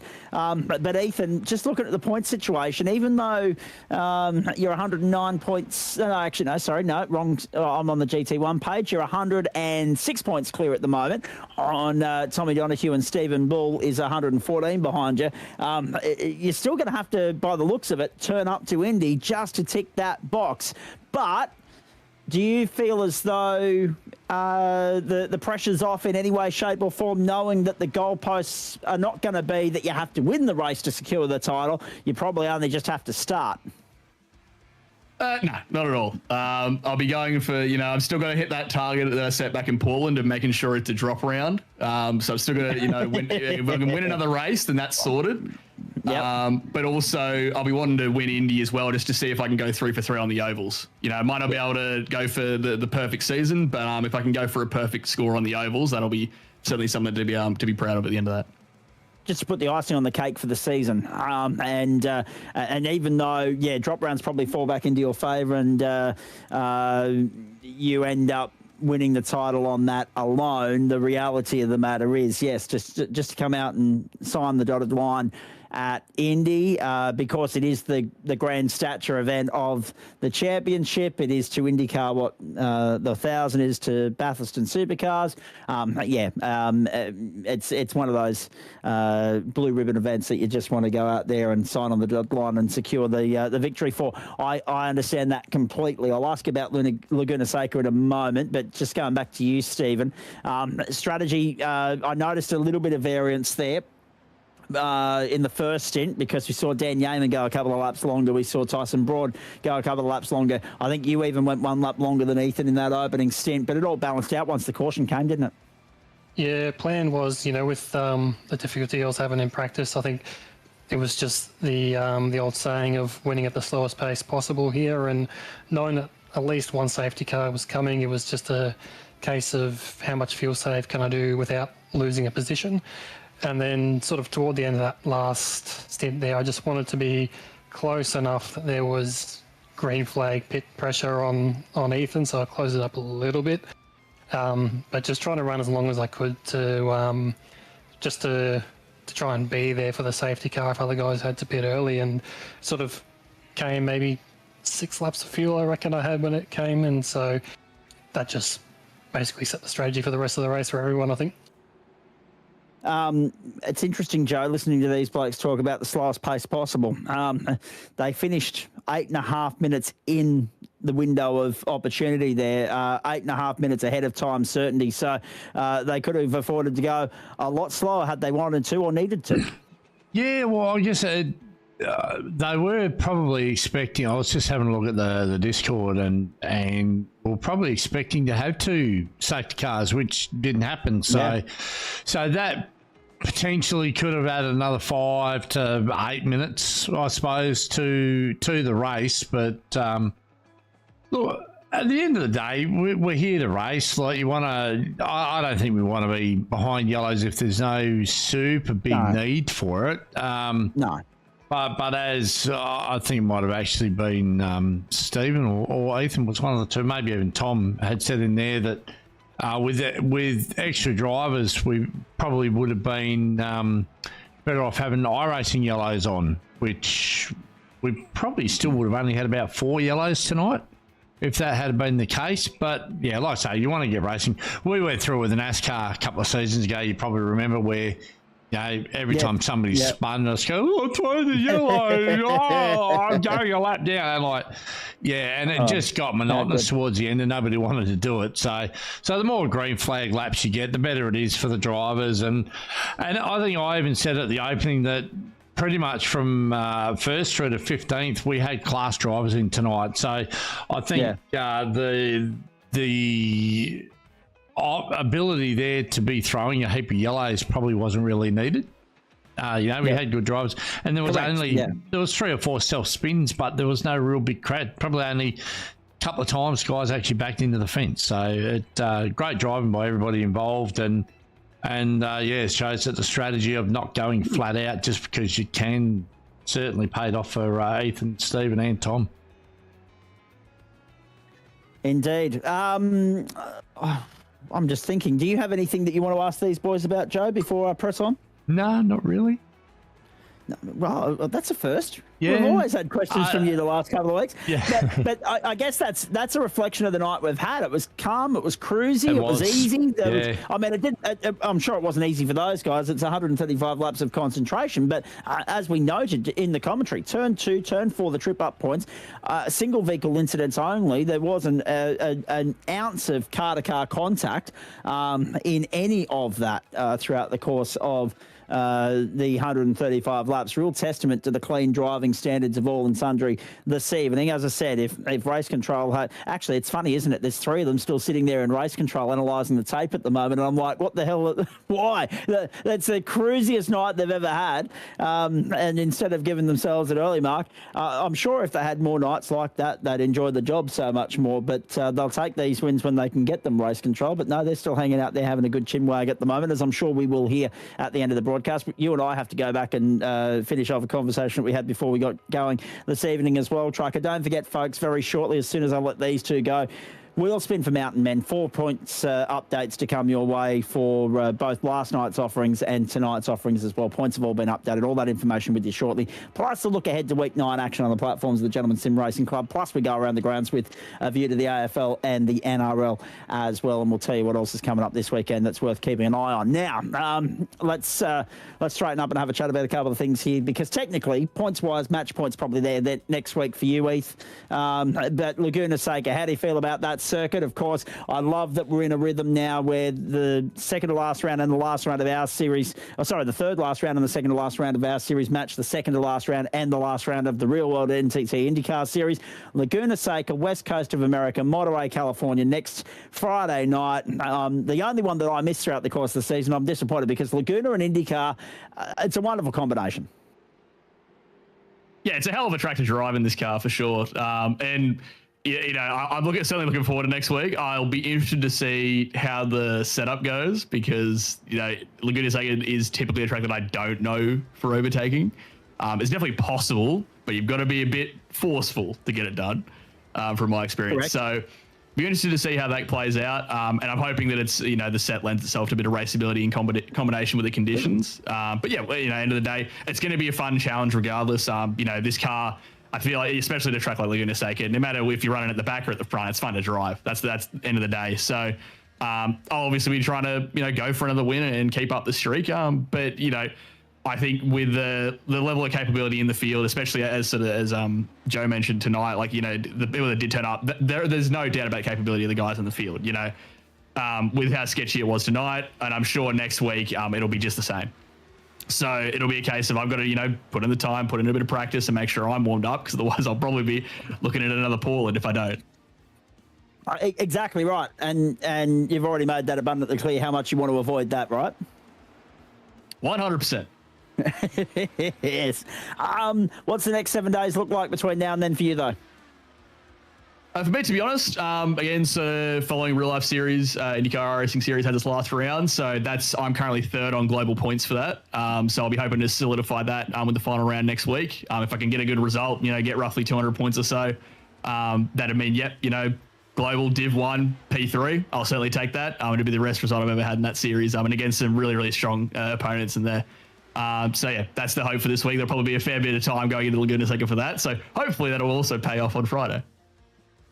Indeed, very nicely done. Oh, and by the way, the Western Bulldogs lead by 4 points, and there's a minute on the clock, ladies and gentlemen, so we'll keep an eye on that. Collingwood might be about to plan their post-season trip. Now, Stephen, what's next for you, please, and thoughts on Laguna Seca? Yeah, double whammy. Next will be Laguna Seca for me. Not going to be doing a whole lot between now and then, so don't think I'm going to get a whole lot of practice in, but I'll get enough to be there up the front. Definitely still going to challenge for it, but we'll see how we go. Hey, Joe, a question for you, and I think also a question that we'll get these guys to weigh in on as well. And Collingwood are going to have a kick for goal with about 20 seconds on the clock, ladies and gentlemen, just to put a dagger in the heart of all the Western Bulldog supporters, including John Merritt, who's at the Melbourne Cricket Ground at the moment. So I'll keep you posted on that. but we talk about participation drop-off throughout the course of the season. Obviously, it's been a bit more noticeable on a Friday night than it has any other night so far this term. Do you reckon there's just a little bit of deflated ego going about the IndyCar paddock at the moment, with the fact that these two are just that far ahead? I'm not going to say that people have been lobbying for success ballast, but there's probably been some lobbying for success ballast. Yeah, look, it's you get the cream of the crop that come in, and Stephen's a long-time Friday night racer. Obviously, we haven't seen much of Steve on any other night, but the Friday nights he's generally been around a lot.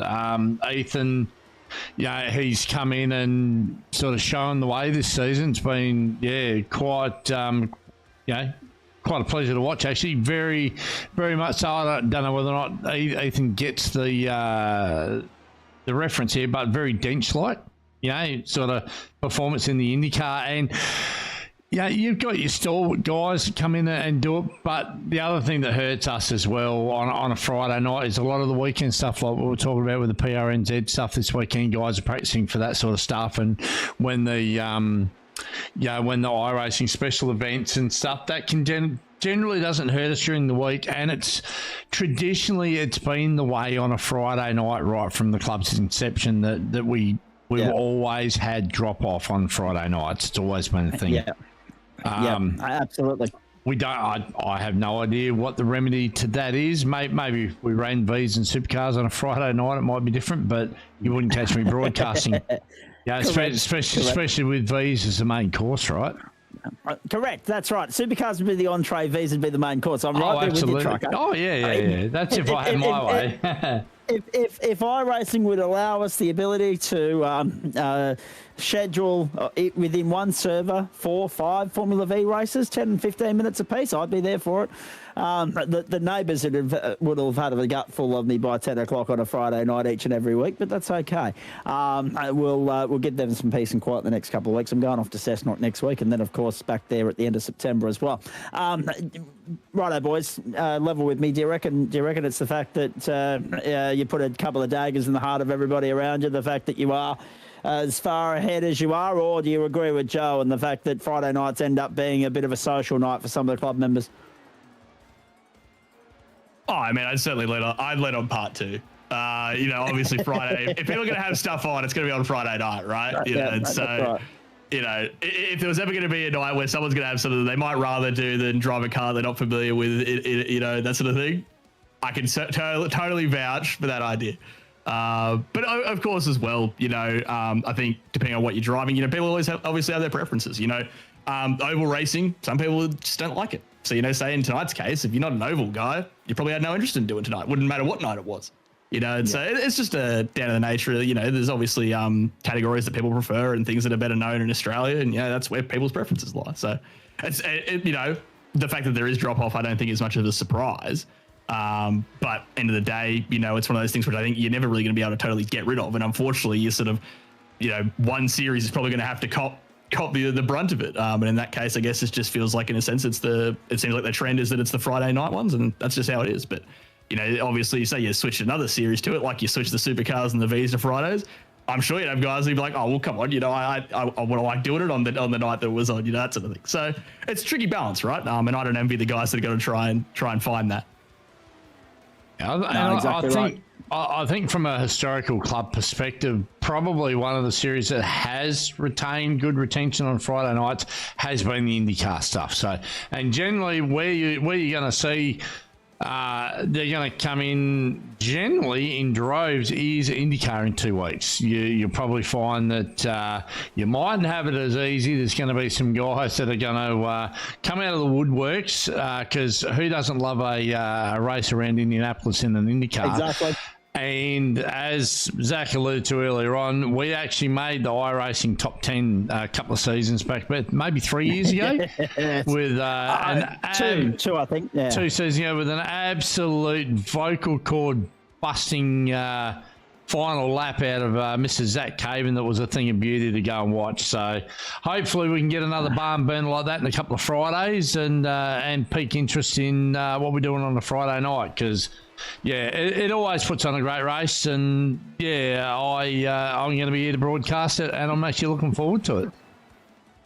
And I was looking at the wrong time zone. Broadcast is on Sim Speed from 11:30 New Zealand time. Okay, so it's not even on Simsational. It's on Sim Speed from 11:30 New Zealand, and that's 4:30 in the morning for me. Correct, 7:30 on the West Coast, 9:30 on the East Coast, and that will be 11:30 p.m. GMT for those of you playing along at home as well. So you can make your own arrangements based on GMT time from that. Sim speed, not sensational. Okay, copy that. Thank you very much to you, Mr. Peterson. Now, Stephen, I'll let you weigh in on this as well. The drop off. It's always a point that flares up at some point in any given term. I guess we're lucky that we haven't had that discussion until week 8 of term 3 when it comes to the IndyCar. Yeah, I think you can probably point your finger at all the explanations and take a bit from every column. I'm pretty lucky in that all my friends are sort of weekend people, so Friday's never too busy for me. They've all got kids and whatnot, so they're nice and tired and in bed Friday night. So that works pretty well for me. But if I sort of wasn't in the hunt to try and to pip Ethan, I might turn my nose up at an oval like this. It's probably a purchase to race it tonight, and then I'm never going to touch it again. So there is that. But okay, yeah, bit of everything, I think. All right, very interesting. Very nicely done. I don't think there's anything else to touch on with you boys. Oh, actually, no. There is one more thing. Joe mentioned tyre wear as one of the points that of interest to keep an eye on tonight. Just how did the tyres handle the grueling grind of 135 laps around Milwaukee? Please start with you, Heath. Because of the 2 tyre rule, having to double stint them at one point, that second stint was absolutely horrific. I'm glad I did it early because, the tyre wear on the right front was diabolical. I think I got about halfway through that second stint. I'm getting the crew chief coming on, take care of your tyres. I think I had about 20% of the tyre left at the end. Where I think, I'm not sure if you look at the lap time graph, you'll just see this gap where I just lose about 7/10 every lap for about half a stint. That was not fuel save or traffic. That was just the tyre absolutely falling off a cliff. Fortunately, because it was the right front, it just meant you got a ton of understeer. And if anything, it made it a bit safer, I guess, getting on the power because you just couldn't get on the power until you were pointing the thing straight. But yeah, definitely a factor, especially with the fact that we were running full double stints without any yellows or any other stoppages. Very nicely done. Stephen? Very much mirroring what Ethan was saying there. My first practice double stint sort of got to the end of it where crew chief's telling you need to come in for fresh tyres, and I thought, this is going to be interesting because looking at the strategy, it was looking like about 4 full fuel stints to the end. So there wasn't really much wiggle room in the tyre selection. I did a bit of practice on sort of managing that and not using up the front. So I used about 25% on my first stint, and I probably had a bit more to use at the end there. So, if I had have known that Ethan was that vulnerable, I might have tried to push and see if I could do something there. But, there was a few seconds to cover before anything like that was possible. So I guess deliberately managing it worked out well, but I'm happy the safety car sort of fell where it didn't put any question marks on what we had to do with tyres. Hey, Trucker, look at the positives here. Because we've only got the 2 of them at the moment, we're out of here before 9 o'clock West Coast time, 11 o'clock Eastern. We've done really well tonight. Speeding through on a Friday night. First time this season we've really done that. I'll be interested to see how short the post-race show is next week when it's somebody else doing the play-by-play in my absence when I'm in Orange. I'm looking forward to checking in. Yeah, probably. I'm looking forward to checking in. When I get to Orange next Friday night, checking in and watching you blokes in action. Now, who would you like to thank, boys? I'd certainly give some props to the field. I think it was pretty good tonight in terms of, obviously it was tricky and it was tricky to pass, but whenever I did catch lap traffic, the guys were always driving predictably. They weren't trying to keep me behind as such, but they were still racing me, which is what you should be doing on an oval. Props to the field. Obviously while it was a bit smaller tonight, the guys that did show up certainly put in the effort and certainly did a good job. Stephen? Yeah, shout out to the whole field as well. Thanks for everyone for keeping the fields decent size, and shout out to race control as always. I don't think we gave them a very tough time on this one, but I know that managing the safety car is always a pain in the arse. So thanks to them. They had their feet up, kicked back, relaxed, throwing shade at me, actually, with regards to just trying to get me to take the bait. They succeeded. It didn't take much, but yes, and that gives you a fair indication as to how cruisy it was in race control for them tonight. They certainly enjoyed themselves, but they'll take those nights any day of the week because so few are they throughout the course of any given season that it's a bit more of a luxury these days rather than a foregone conclusion. Hey, last one to you, Stephen. Ever since our mate here, Mr. Morris, kicked himself in the arse himself, right? Kicked his own arse a couple of weeks ago after Portland, and he's brought an extra 20% to the table. You feel? How do you go with that? How do you find a way to match that extra intensity, extra effort that he's putting in to try and jag another win off him, potentially next week at Laguna, if not maybe at the Brickyard? Yeah, just got to match that effort, really. Ever since Portland, the car sort of clicked a bit better, and you carry that with you. But every week's a different challenge, right? You got to put the hours in on each individual track, and I'm not sure I'm going to be able to put in the level of effort that I did for Portland for any other given week. But I've still got that sort of gelling with the car a bit better. I'll have enough practice to challenge for it, but that's sort of what it comes down to for me, at least. If I came into one of these sessions without having done any practice beforehand, I would have been in the wall multiple times tonight. So that's sort of where my pace comes from. We'll just see how much we can do. All right, very nicely done, gentlemen. Thank you for your efforts as always. Thanks for hanging around and having a chat with us post-race. We appreciate that. Go and enjoy the rest of the night and the weekend as well, and we'll see you, well, I won't, but Joe will, next Friday night from Laguna on the west coast of the United States. Go well. Sounds good. Catch you later. Thank you, guys. And don't get me wrong, like, as much as I'm looking forward to Orange and the karting out there, and Karting New South Wales gave it a little bit of a plug yesterday that I'm on my way out there, I am disappointed that I'm missing next week because that promises to be an absolute beauty, as we say. Technically, Joe, in a mathematical sense, match point for Ethan. There really should be no requirement for him to come out and tick any boxes at the Brickyard. He should be far enough ahead of the pack to get it done next week. But you just never know. I mean, think about all the issues that have fallen upon the other competitors throughout the course of the season, be it tech issues, internet dropouts, you name it, right? There's been a lot of them. We wouldn't wish that upon him, but who's not to say that he might not be the next one that bad luck falls on? You just don't know until you turn up and tick the box on the night. Nothing in life is more sure than death and taxes, and nothing's more sure in racing that you can go in with all the practice and all the best intentions, but when you're in the sim world, like you say, bad weather, internet dropouts, hardware failure, anything can happen. So if he gets W next week, he should be pretty well in the clear, you would think. But hey, you won't know because it's double points for that race as well, I believe. So he's just got to keep racking up the points. Enduro points for the Brickyard, yes. So I think that means an extra 50 on the table for the win, 150 instead of 100. So we'll wait and see. But, plenty to play for next week. Laguna Seca. In fact, I'll go to the points updates in a moment, mate, but I know we're about 2 hours beyond the time in which we normally spin the wheel. So let's do that to determine car of choice for MtnMen tomorrow night. What have we got on there this week? The GTE, the Toyota 86 is on there, the Indy NXT, the Formula Ford, the GTE and the BMW Z4 GT3 as well. Good variety. Let's see what we're going to be steering around Mount Panorama tomorrow night. Will it be an open wheeler or a tin top?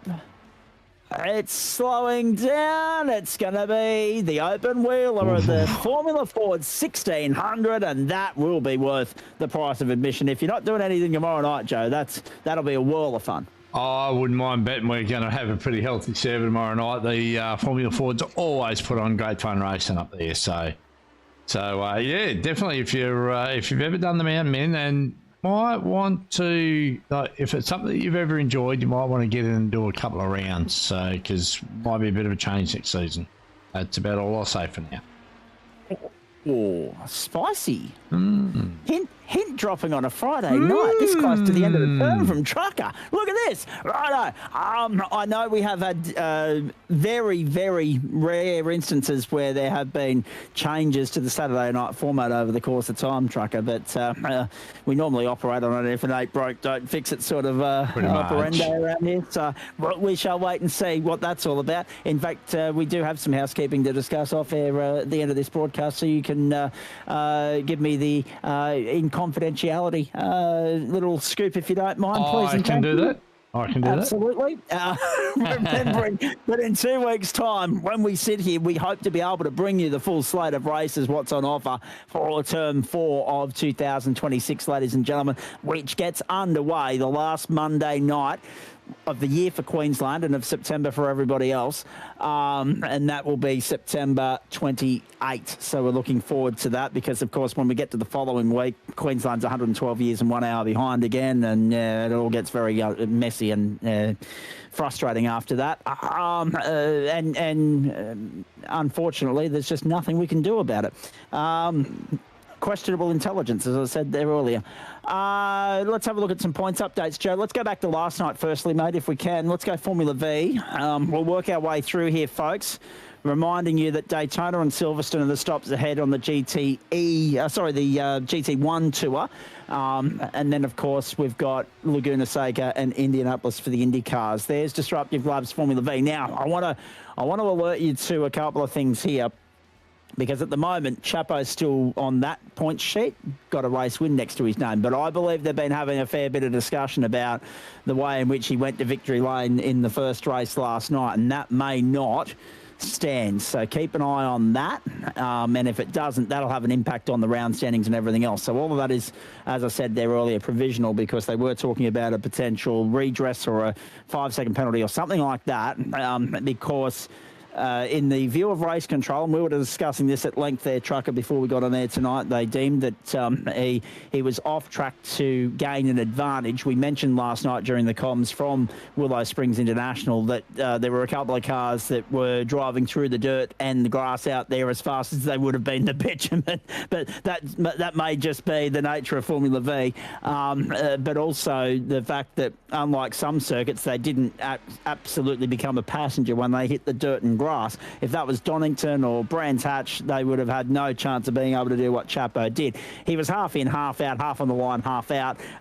So half of the car was on the bitumen, half of it was in the dirt. He made the move. He won by a B's proverbial. But whether it stands or not, well, that's at the discretion of race control at the moment. It's showing on our sheet that it has stood.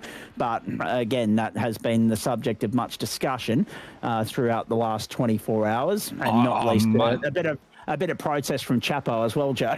That's never happened with Chapo. Look, I haven't seen the incident. I don't know what actually transpired, but as far as I'm concerned, generally with anything, if you go off track and gain an advantage, there's a penalty involved. I haven't seen it. I don't know how far off track he was, if there was overlap before the car in front moved, or I don't know. I'm not privy to it, but the basis, is if you go off track to gain an advantage, you get a wrap across the knuckles. If he went off track and gained an advantage, he will get a wrap across the knuckles. If he didn't, fair play, go on. There shouldn't be any grey area in it, right? Yeah, that's how it is. So I haven't seen the incident. I'm not passing comment on that incident as such. But if you go off track, gain an advantage, and win a race because of it, you got to have a look at whether or not there's a penalty involved. We'll give Trucker an education at the end of this night. We'll draw up the footage from last night, I think. We'll do that, so you can see it for yourself. Now, with all that said and done, he has, at this stage, a 28-point advantage in the championship over Adam Lavis. Michael Adams has come up into third spot, 736. Now, last night, at this stage, round on as say Chapo 134, 132 for both Adam Lavis and John Merritt, if you don't mind. And look at Merritt, charging his way back through the field. 91 points the deficit at the moment, subject to change. Merritt to Chapman. 91 covers the top 5. Greg Heaney's got himself up to 10th place there in the points race, but 204 points covers the top 10. So once you get past that top 5, it starts to spread out quite significantly. Harry Den Brinker up into 4th place with a top 10 result from the round perspective last night. The win in the 3rd race certainly well and truly helped him achieve that. That guy. I'm just having a look. Mention that guy. I've highlighted him. Please. Brendan Nealon. Yes. No, I'll come to him in just a moment because he grabbed a race win a couple of weeks ago as well on the VIR North course. I just wanted to have a look. 134 for Chapa, 132 for Lavis and Merritt, 125 for Dem Brinker, 128 for Pianazzola. A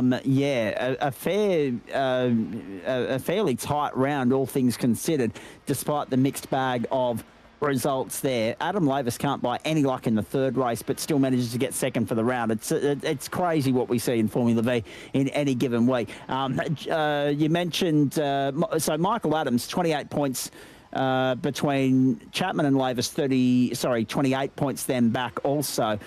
So how about that? 56 points between Michael Adams and Sam Chapman, but 28 the even margin between 1st and 2nd, and then 2nd and 3rd as well. Adams got as much breathing space to Michael Adams as he has deficit to reel in on Chapo. And that's Michael Adams, 28 too, by the way, just to point it out. Yeah, correct. Yes, exactly. And he was good last night, 5th in that 3rd race. Harrison Demringer, 706, only has 5 points on John Merritt. Brendan Nealon, 653, and he's got good breathing space, 40 points, in fact, on Jordan Pianazzola. 7 back to Joel and Hansen, 594 for Thorn Weggett as well, who has 6 points on Greg Heaney. There's your top 10.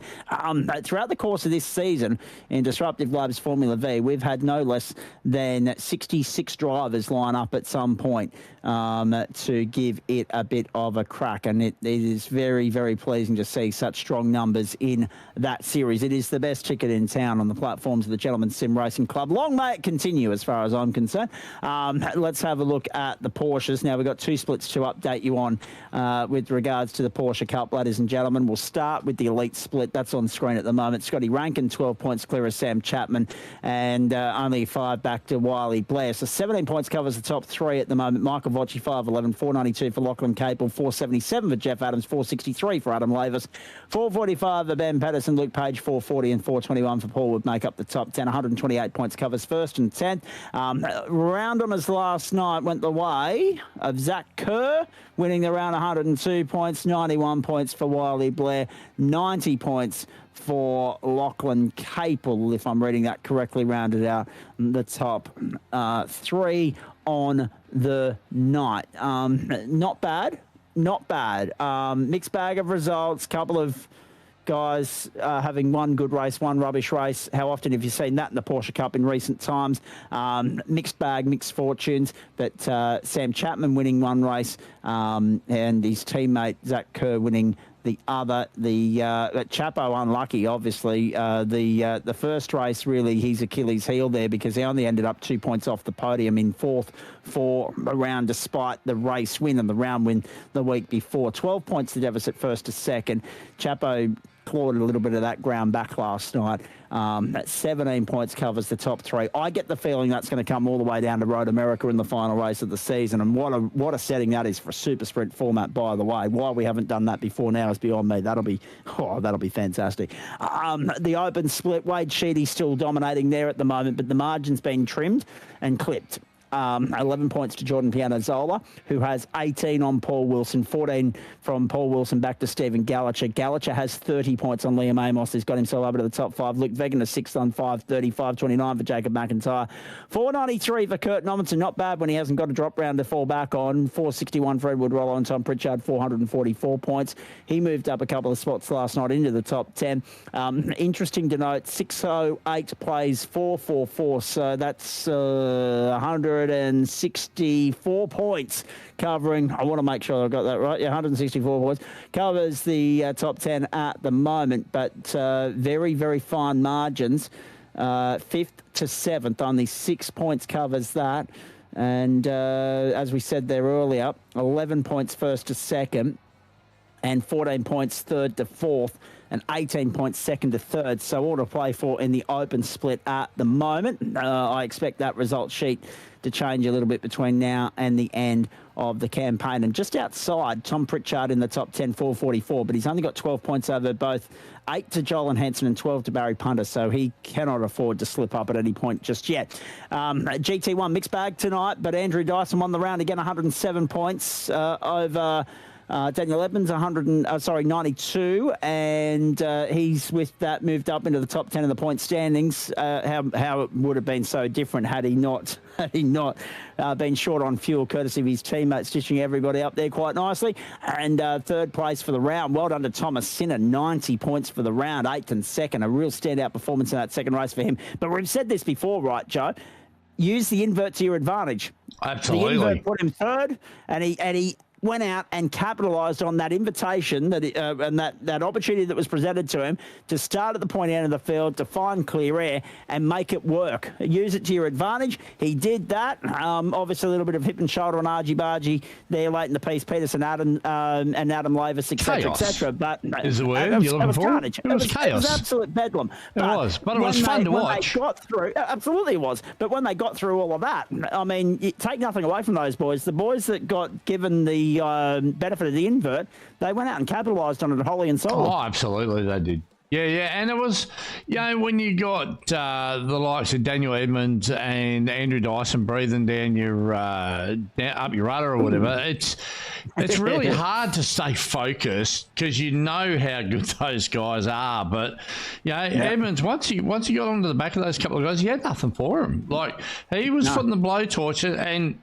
right up to the point where he got behind Tommy and who was the other guy he was racing with? Sorry. Richard Brookfield was in there. Too was Caleb Peterson as well. That's right, yeah. But once he got onto the back of them guys, we did say that it was difficult to pass there, and they proved not by blocking or anything like that, but just by racing smart, So it was, I wasn't expecting the last lap or the last two laps to explode like they did, and that was absolutely a byproduct of Daiso pitting as late as he did, and I reckon he reached the control line. When he took off out of his pit bar, I reckon there would have been less than half a second with him crossing the control line to determine the extra lap. So some would say that was genius on Daiso. If he'd have planned it, I would call it a genius, but it was just a fluke act that just made the final lap explode. So good on him though. That was certainly a great race, and hopefully the next couple of weeks is exciting as that one. And all the guys that actually finished second, third, and fourth there benefited from Adam Funslow running into trouble early, Adam Lavis getting a drive through for incident points, Jones and also Daniel Edmonds running out of fuel on the final lap, etc., etc. It was a real chain of events. It was a domino effect. It was unbelievable how it all just unrattled. As silly as it did, and it was breathtaking to watch. It was fantastic viewing. 629 for Andrew Dyson. That lead, like what we saw in Indycar for Ethan Morris, out now beyond 100 points. 109 back to Adam Funslow. One-way traffic from this point forward for Dyson. He's just got to come out and tick the box next week, and he'll have the round, the championship secured as well, I would imagine. 501 for Thomas Sinner. That's a really good result for him, stepping up ahead of Brendan Grosh, who wasn't on the grid tonight, 500. 493 for Adam Lavis. So again, 8 points covers third and fifth, and 27 points rather, covers second and fifth. 477 for Richard Brookfield, 450 for Jordan Pianazzola, 442 for Martin Davis, 426 for Dougie Gowans. And he was another one tripped up by the extra lap on the fuel front as well. And 398 for Daniel Evans, but we know that he's not going to be on the grid for the balance of the season, so that's all he'll net. It's interesting in all of that, right? 629 plays 398, so that's 231 points covers the top 10 there. And Greg Heaney just sitting outside at this particular point in time. Righto. And interesting to note as well, still only 2 Chevs in the top 10. Just an extraordinary performance from the Astons this season. The Chev really hamstrung us, noted about that. Ethan Morris is leading the Indy cars. Yeah, he's 106 points on Tom Donahue. Stephen Bull, 546. It's 114 points to top 3 at the moment. Bull's not so much got to worry about trying to get one back on Morris. He's got to worry about Tommy Donahue being in the road at the moment. So Donahue's consistency and Bull, of course, having 2 not classifieds next to his name there, works against him when we look at the countback situation right now, but only by 8 points. So if Stephen can put 2 strong results on the board over the next 2 weeks, there's no reason why I shouldn't overturn that small deficit at this point in time. Angus Milne, 515, 505 for Luke Page, 498 for Adam Lavis, and 468 for Martin Davis, 464 for Jordan Pianazola, and 444 for Joe De La Rosa, 410 for Greg Heaney, and even 251st to 10th at the moment in the IndyCar Series, 4 points 7th to 8th, 7 points between 5th and 6th, 17 points 4th to 6th at this particular point in time. But yes, Ethan Morris and then daylight at this particular point, ladies and gentlemen. What a highlight as well. Angus Milne, Joe, just as I go to you, Angus Milne, qualifying results when he's been here, 3rd, 8th, 3rd, 4th, 1st. So he's strong in qualifying. Very strong. But just hasn't been able to bag the race results yet. No, he hasn't, and he's probably lacked a little bit with the bonus and penalty points. And one of the things I'm going to point out now, you guys can't actually see it on the screen there. Yeah. But we obviously run a bonus penalty point system on the back end to promote clean racing, fast laps, qualifying laps. At the moment, Ethan Morris, so not only has he picked up the round points, 110, 110, 110, whatever, 72 bonus points the guys picked up between fastest laps, qualifying pole, yada, yada, yada. But not only that, Tom Donahue has picked up 40. By racing clean, having incident-free races and that sort of stuff. So he's actually picked up 19 points more than Stephen Bull. So better than the difference that there is between 2nd and 3rd in the championship right now has all been determined by bonus points. So Tom's done a cracking job with keeping it clean and no disrespect to his pace, but by keeping it clean as well, it's actually got him ahead of Stephen in the championship at this stage. As we've said, though, Stephen's had a couple of non-classifieds, and he absolutely must keep it clean the last couple of races and finish both of them. And he may jump Tom, but we've still got another however many laps. We've got 40-something laps at Laguna Seca and 125 at Indy. So a lot of laps to go to wrap up the end of the championship. Indeed, that is the case. And, I mean, you mentioned the bonus points. 72 for Ethan Morris, 40 for Tom Donahue, 30 for Luke Page. No one has scored more than those 3 at the moment in that regard. And Page is running 5th in the points fight at the moment as well. So those bonus points all critical. And, Ethan Morris, I mean, he doesn't need the 72 points, Joe, but it helps. There's no doubt about that. Now, a couple of things that we need to do as we tidy up a big week here on the platforms of the Gentleman Sim Racing Club. We need to say a massive thanks to Disruptive Labs, Waste Options, Trophy AI, merch.tgsrci.com and Flash Graphics. A huge thanks to all of them for their input here with, Thorn Weggett wants to know about the team standings for Formula V. Let me get back to that. Trophy AI, merch.tgsrci.com and Flash Graphics. Massive thanks to all those corporate, commercial, business supporting partners of the platforms of the Gentleman Sim Racing Club. We really very much appreciate that. It's no secret that we couldn't do it without them. Speaking of the merch store, merch.tgsrci.com is where you go. Sorry, Joe, I'm one ahead of you. You are.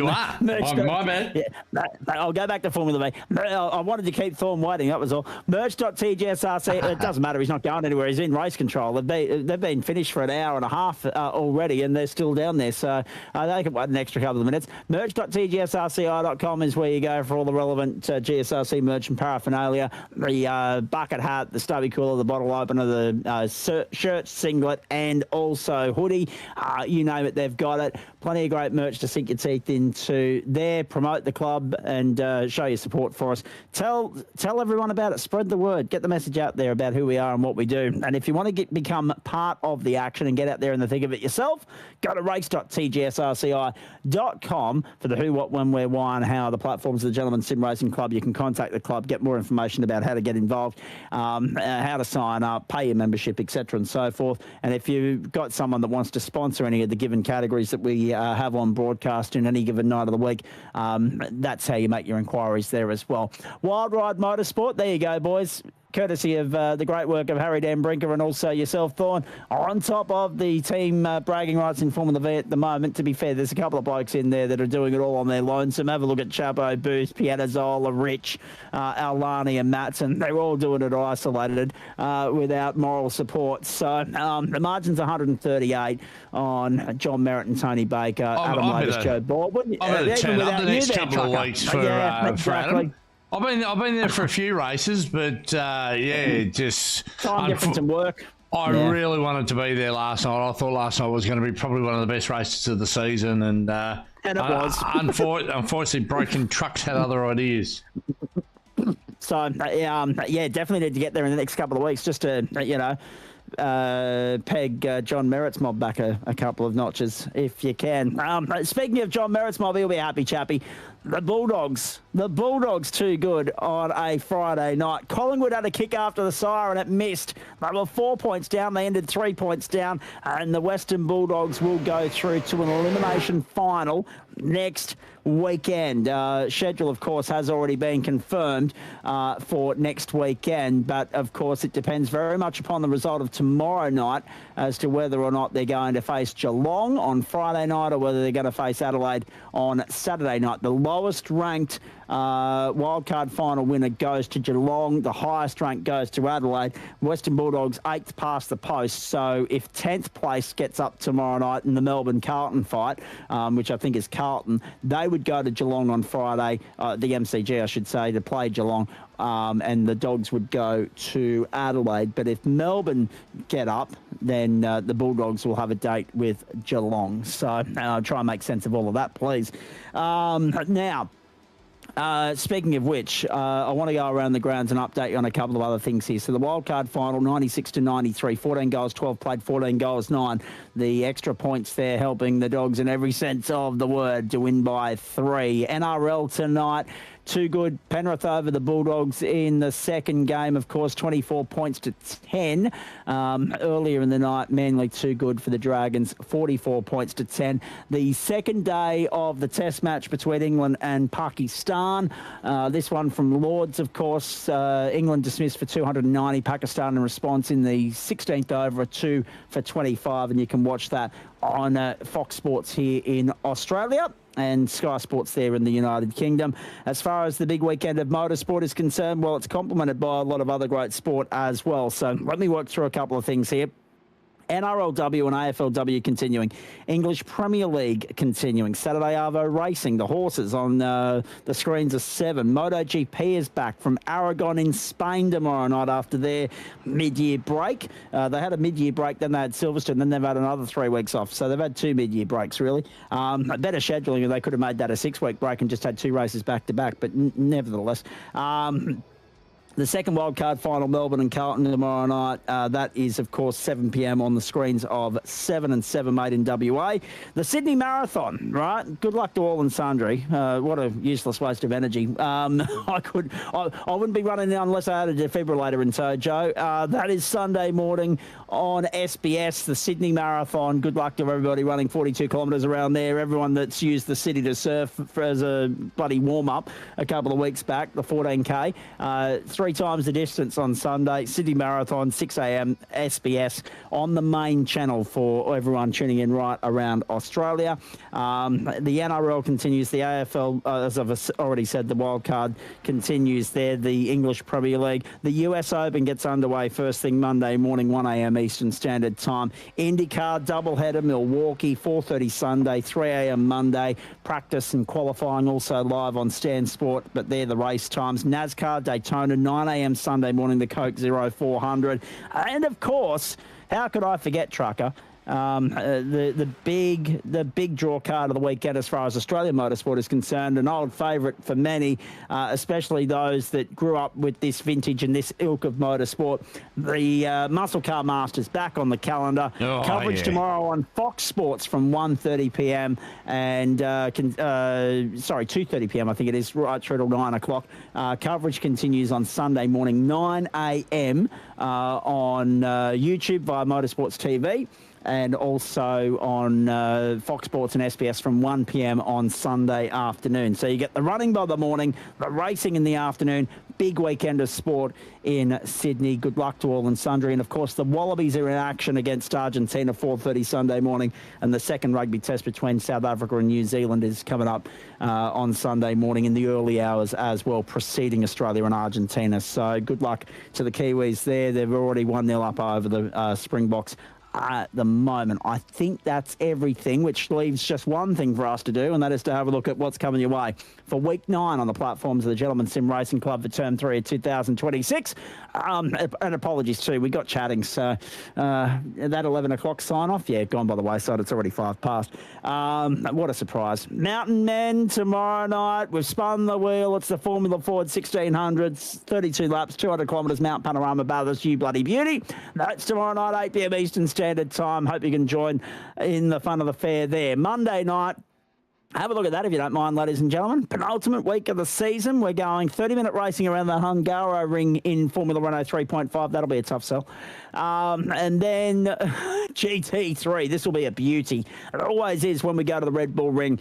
Slipstream heaven. Plenty of tight, close pack racing around there. Tightly bunched, close, tight-knit stuff. It'll be great. Platinum split second up. Gold split first up. Last look at the gold split for this. Sorry, my apologies. Silver split first up. Gold split second up. It's platinum next week for the finale from Mount Panorama. I'm still getting used to the new names and the new servers and the new colour coordinates. Sorry about that. Silver first up. Our last look at them for the term. Gold second up. Our last look at them for the term. That is 8:30 Eastern Standard Time on Monday night from the Red Bull ring. Tuesday night committee choice, LMP3 and GT4. That's an interesting combination, isn't it? 2 sprint races, reverse grid final from the Imola circuit. I wouldn't be wanting to be a GT4 driver on a reverse grid with the LMP3 charging through. 7 p.m. practice starts for that one, and racing about an hour or so later. Wednesday night, have a look at this. I'm back with the boys on a Wednesday night for the final 2 weeks of the campaign. I'll be with you from Cessnock for this Canadian Tire Motorsport Park. That's exactly why I'm here next week.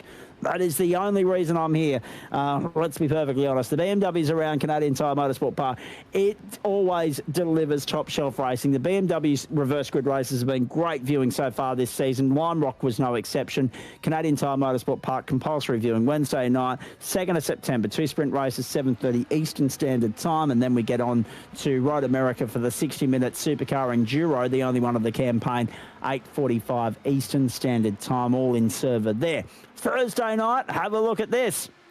Tsukuba for the Formula Vs, which promises to be much tamer than what we saw last night at Willow Springs, which is not a bad thing for the vocal cords considering I've got karting commentary next weekend.